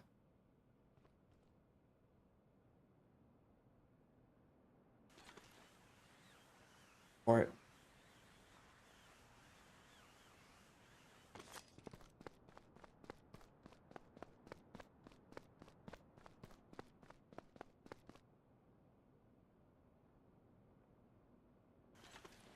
Using the zip line. Dude, this is sick. Got that weapon. Got weapons. Systems armed. Just in case. Let's extricate. Extract! Woo! Extraction successful. That's how we do it. Pow! Pow! Pow! Pow! Sit down, box! Let's clear out the old stash. I think we got options, man. Got loose. Look at this. We got Comics Palooza. So many shotguns. So many guns. Well, I wish that the pistols would kind of compound on each other, right? We got a good stash. Good stash going.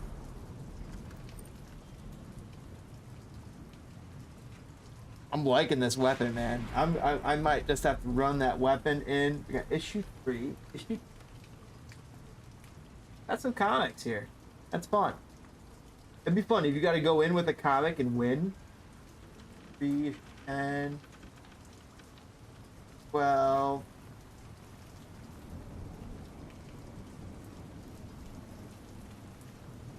Take a look at all these.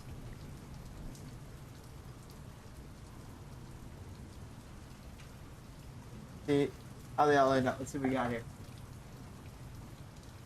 1, 2, 3. 1, 2, 3.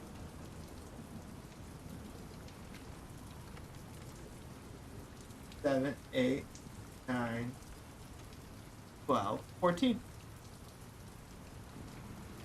On. Bullshit. Alright, we'll leave you off. We'll leave you at home. You know what? I got a lot of shotguns. I could afford to bring the shotgun in. Let's just bring you in. And have it open. Play. And we will play. Final match of the night. Thanks for joining us here on Spin Fire, everybody. Kick that like button. And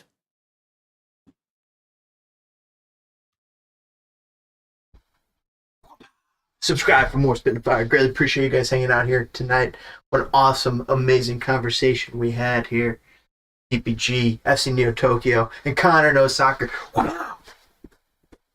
Man, United States men's national soccer team about to go dominate the World Cup in Qatar 2022. Are we going to see that happen? Got a good enough roster to at least make some chaos, but the thing is, everybody else does too. Do we have the coaching? Do we have the tactic to make something happen? I hope that we kick it just like you guys are kicking that like button. Greatly appreciate you guys hanging out here in Spitfire. Thanks for watching. Thanks for all of you guys watching live or after the fact. All of you guys, amazing work. Greatly appreciate you guys who are subscribing and talking here in the live chat. Let's go, guys. One more dub. So.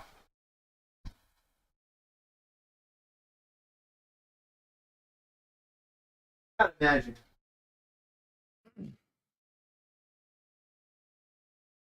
Gotta imagine it is late.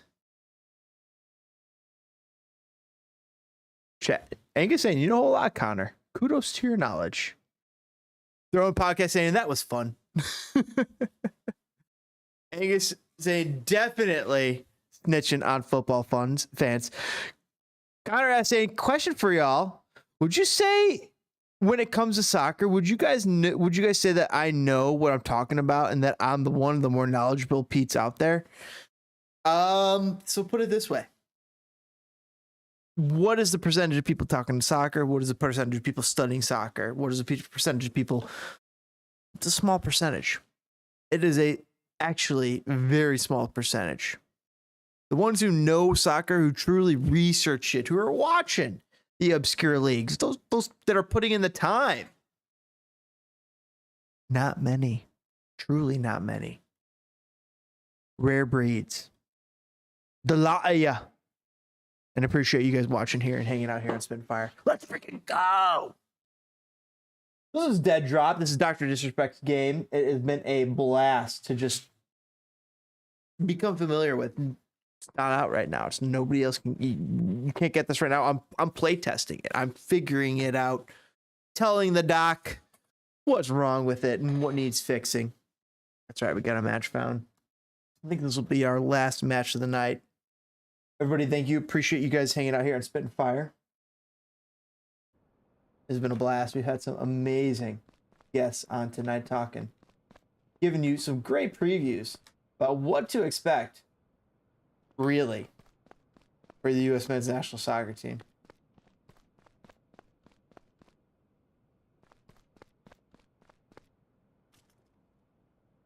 Ammo. Little skill move there. Ammo? Yes, I do. I only have 12 bullets in here. Don't know what that's about. Maybe I can reload now.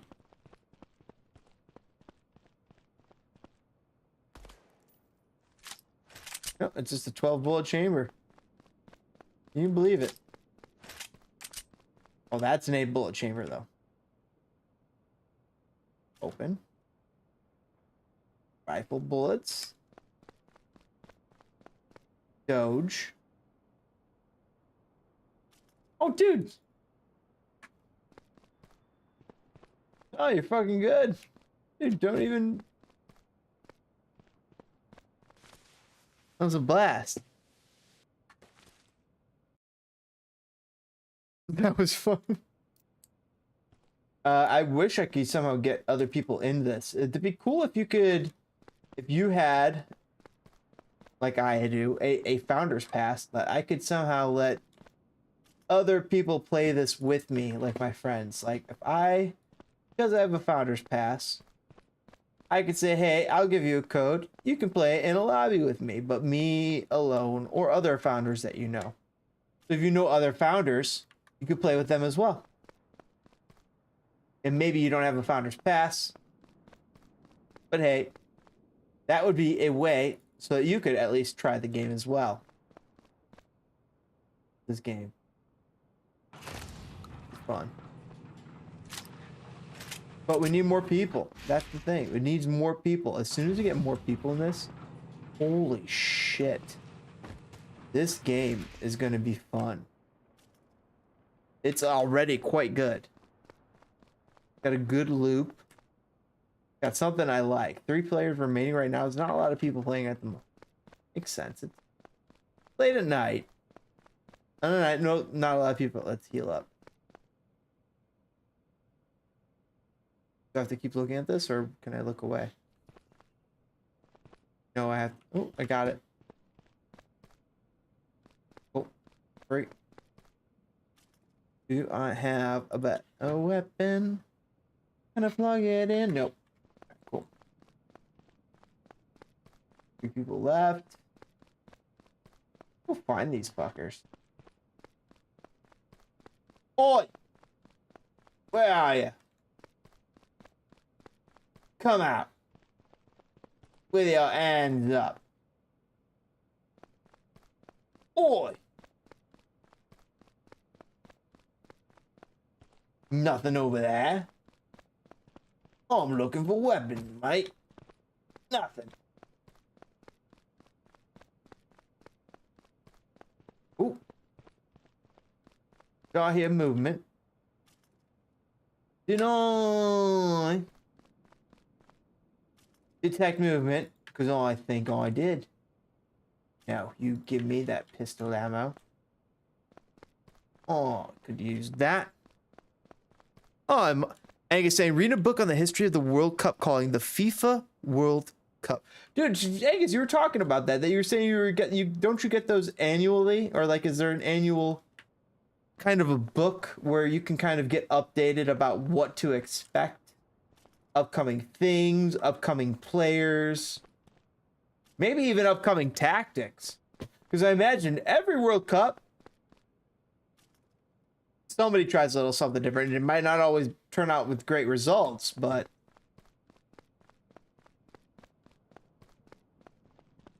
every World Cup they do seem to try something, right?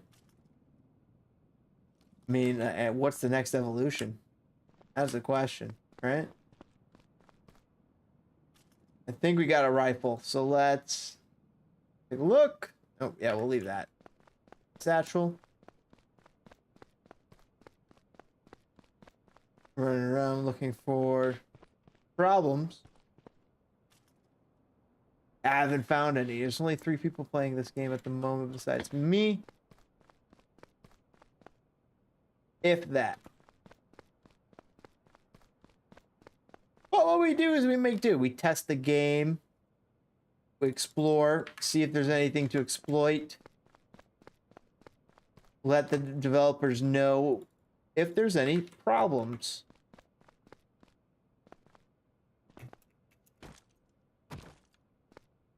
Let's see. Can we climb this? Nope. Oh, this gun's awesome. This reminds me of like Jurassic Park. I'm getting Jurassic Park vibes from this gun. It's so fun. I just want to start shooting.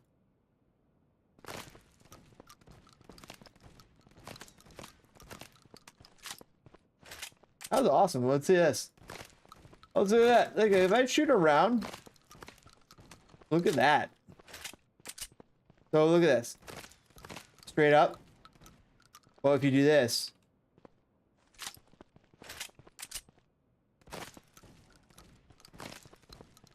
I can keep it down. Interesting. I could use a few bullets. I just spent a few. 1 minute 19 till extraction. Where you at? You know what? I should go to the top. There needs to be a way to get to the top. Think of the devil. See ya. There are magazines for that. The better ones are from England. Same with the books. I imagine probably the best soccer writers, the best soccer punditry, more of the best soccer opinions, probably from Britain. And it's not the elitist in me. It's just that the game is so much more religious to them. They watch soccer like we watch football. They consume soccer so much more. They analyze it in different ways. I mean, just Phil Neville sees things in the games, nuances in the games that sometimes I miss, and I think I'm pretty darn good at picking up subtle nuances. I don't know how you guys feel in chat about how you feel about picking up the subtle nuances of the game. Definitely would say, though, we pick up things. It's how much are we picking up? In every nation, every soccer watching nation, I wonder what they pick up, right? He's been here. Oh, there he goes!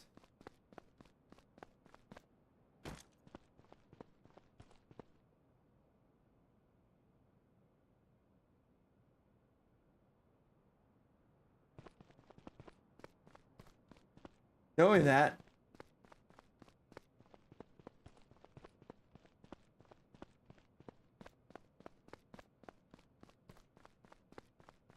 There's only one way to go. I'll die if I go there.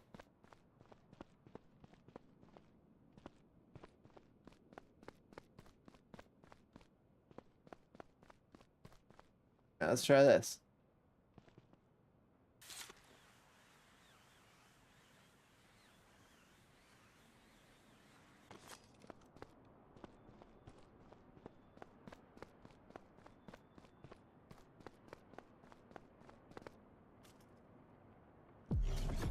Victory?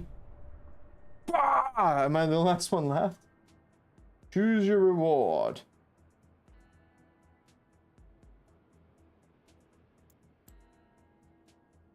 I'll take all.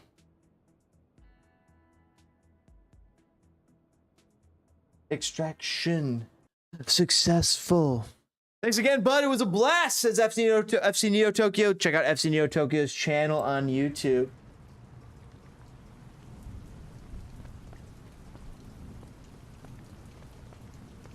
It was a blast talking with Toke. Blast talking with... Whoa! Blast talking with DBG. Blast talking with Konor. Thank you all. Us and Archduke having a blast. Everybody watching live, lurking in the background. Greatly appreciate you guys. Thank you, thank you, thank you. Guys, are you guys ready for this freaking World Cup? Let's go! I think the U.S. might do a little bit better than we expect. They have a chance to go in and really surprise Wales, because Wales, they're not respecting America. England, they might be looking down on America. Iran sees America right is where they might be. We have a chance on all three of these squads.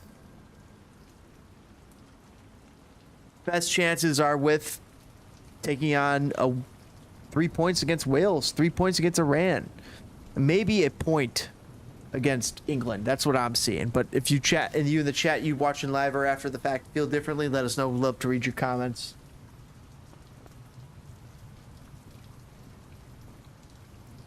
We definitely have a puncher's chance.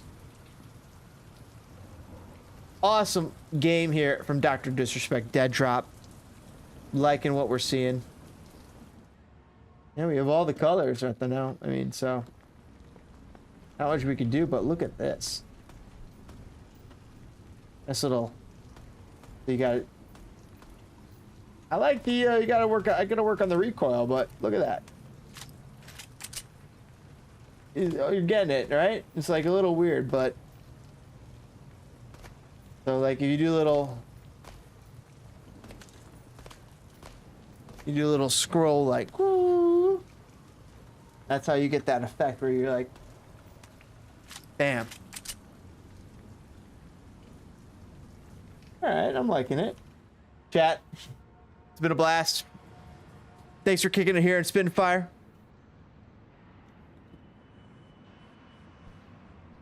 Don't be afraid to kick that like button. I'll catch you guys on the next stream. Thank you for hanging out every Wednesday as we are always live. Make sure you guys ring that bell icon if you're new here. And if you're not, greatly appreciate all you guys hanging out, watching live after the fact. What some freaking amazing conversations we have had here. I'm excited to see what we're going to do doing here for the World Cup. Let me just double check one thing here.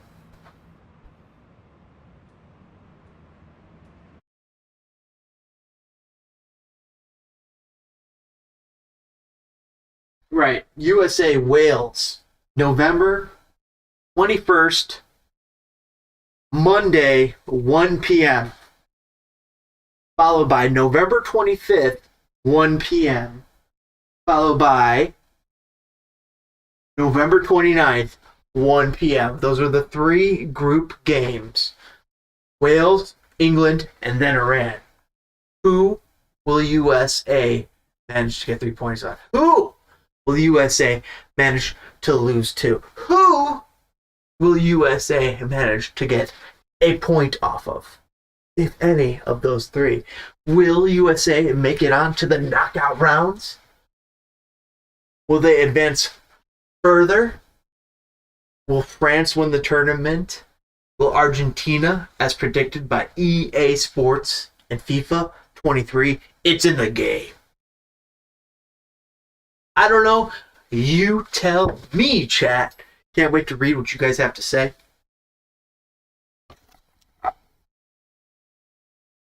My high school soccer team was pretty much that's two all stoners. I partook of it too. Said Angus.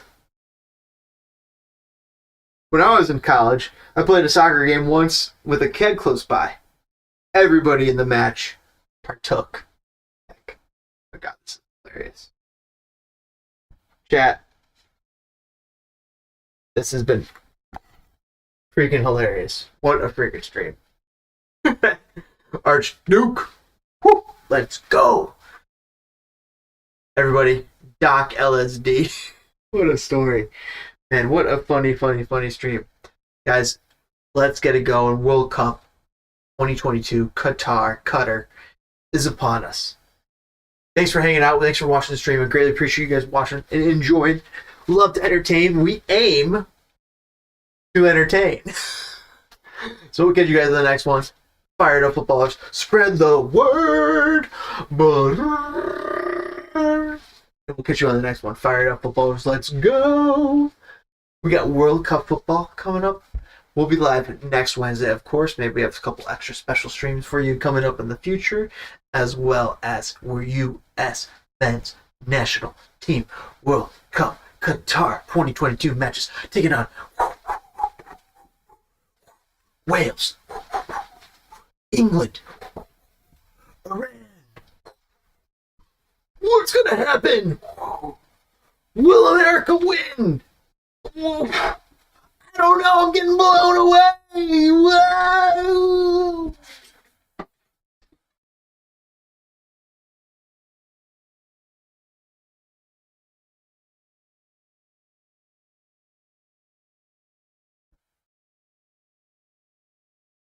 No worries. I got blown back right here. But I'll catch you guys on the next one. Thanks for joining us. Greatly appreciate it. Catch you on the next one. Fired up footballers. Let's go. All right, guys. Have a good one. Later and good luck. Let's go. You go. USA. USA. USA.